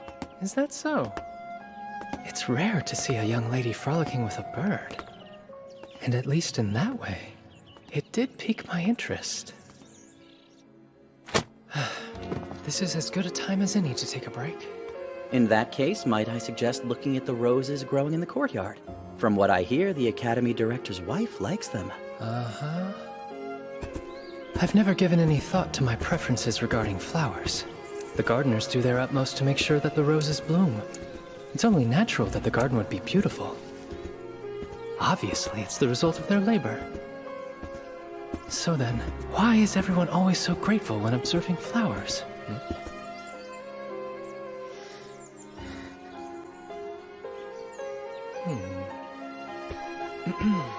You shouldn't be sleeping here. Come on, let me rest a little bit longer. It's you! What are you doing here? Looks like you're awake now. A lady shouldn't reveal her sleeping face so defenselessly. My apologies, I couldn't help nodding off with how warm and comfortable it was outside. Can you forgive me for putting on such a disgraceful display? It's fine. Thanks to you, I was able to see something rare. Which is... A noble's daughter scrambling backward at full speed. Did you come to see the roses too? Yes, afterwards. I was exhausted and paused to take a quick rest under the tree. And you are? Where are my manners? I never introduced myself. My name's Hironia Inderon. And you can call me Cecil Glow Alfasta. Honored, Hironia. Actually, you know what's humorous? Somehow you and the Crown Prince have the exact same name. Unless they match because you're the prince and I'm embarrassing myself. Mm-hmm. We're one and the same. I spoke during the entrance ceremony, remember? She did it again. It's not an excuse, but my seat was the furthest from the stage, so while I was able to hear your voice, I couldn't make out your face from that many rows back. As long as you promise not to forget me again. But I can't let you off free. A suitable apology would be taking a walk through the rose garden with me. What? I came here to observe the flowers, but then it's more fun if there's two of us. If you're alright with me joining you, I'd love to. I have nothing else to do here on campus anyway. Every day is such a bore.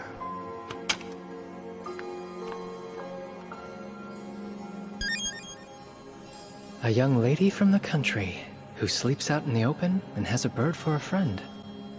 As a temporary plaything, I don't find her terrible. I hope you didn't hurt yourself.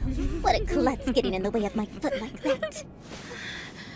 Oh, Lady Bertia. Up until now, the Marquis's house has been useful, so I've let her carry on. But if she plans on breaking my new toy, I'll have to take action. Given your position and reputation for being so well informed, surely you're aware of Marquis Nochez's dealings. Have I come to the right person, Court Gain? I'm afraid there's nothing for me to share. But how imaginative you are. Now, if we have nothing else to discuss, I will take my leave. I'm trying to save you, Court Gain, I swear. You're being threatened into helping him against your will, right? Someone as upright and decent as you would never assist in any dishonesty otherwise. This entire time, you've been suffering, haven't you? You have no idea.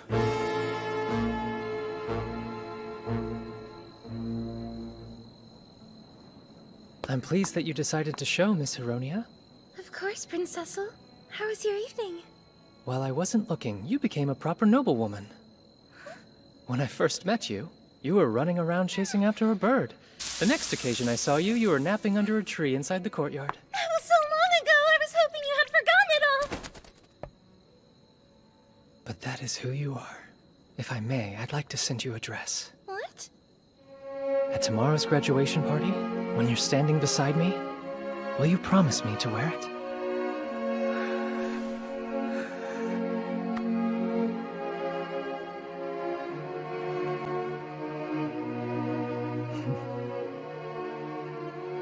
Nothing would give me greater joy. But you have Lady Bertia. No. I can't bury all these emotions I'm feeling. And I don't care if it puts me at odds with her. The truth is... Prince Cecil, I am in love with you! I love you so much!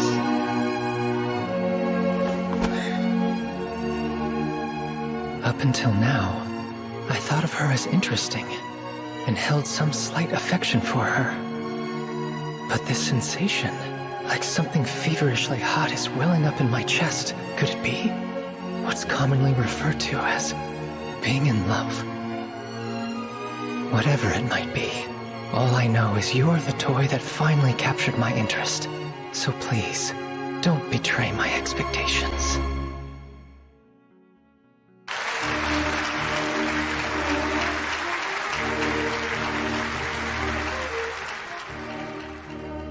At this moment, by my authority, I transfer my duties to next year's Student Council President.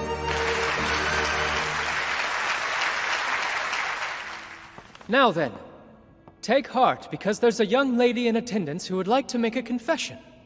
Hironia Inderon, if you'd be so kind. And join me on stage. Yes.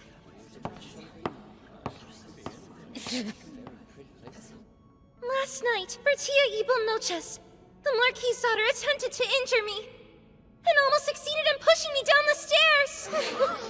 In addition, I've been locked in storage, and even attacked by people who were acting on her behalf. My, what a foolish thing for you to have said. Because I have no recollection of any of those events. And I admit, I only half believed her initially. That is, until I had these accusations investigated. It seems Miss Hironia was far from being your only victim. He's right. Like me, many of you have been discriminated against because of your rank. Or sadly have been the victims of vicious bullying. Everyone, please speak up! You have to gather your courage! Me too! And me! You're all going to pay for this. What a terrible shame, Miss Bertia. I take it you have some sort of rebuttal? And what's your point? Fine, let's pretend for a second the evidence is genuine. It's not as if it's going to change anything. I'm the daughter of a Marquis and the future Queen. You commoners are nothing compared to me. In fact, is it not a far worse crime for these low-ranked nobles to displease your Highness's betrothed? How can you say such awful things? Oh? I suppose I've no option but to rescind that, then. I think I could learn a thing or two from the bravery everyone else has shown here tonight. Therefore, I, Cecil Glow Alfasta, hereby indict her father, Marquis Douglas Evil Noches, of crimes against the kingdom! Gotcha! Don't move! Unhand him! Surely this is some grave misunderstanding, Your Highness! I have evidence of the injustices committed by Count Vladimir and the others right here. And His Majesty knows about this too. Take him away. Naturally, if he's found to be guilty, and he will be, I can't entrust you as the mother over this kingdom. You're all my witnesses. I hereby declare the annulment of my engagement of Miss Bertia Ebel Noches! This has to be some kind of mistake! My mother has done nothing wrong! I will be queen, no matter who I have to crush! And that person standing by your side should be me! Not the pretender! Your Highness. Ethel! You and I belong together!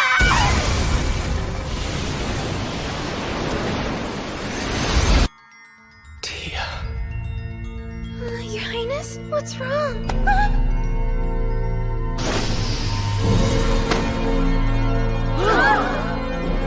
My prince! I'm sorry. But you're not my Tia.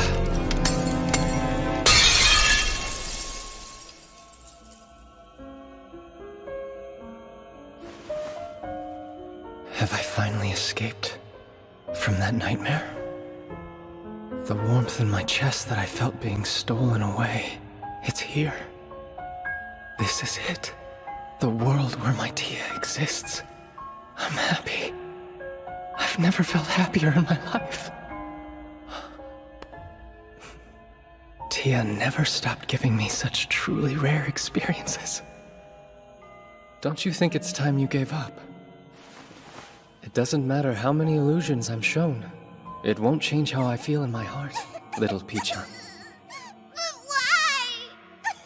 Why? His body's transparent. He must be very close to disappearing. Your Highness! No time to be lying around! You have to go to her! Moment. You need to wake up and handle this situation! Looks like I made it back. Come on, quickly! You have to show her you weren't injured!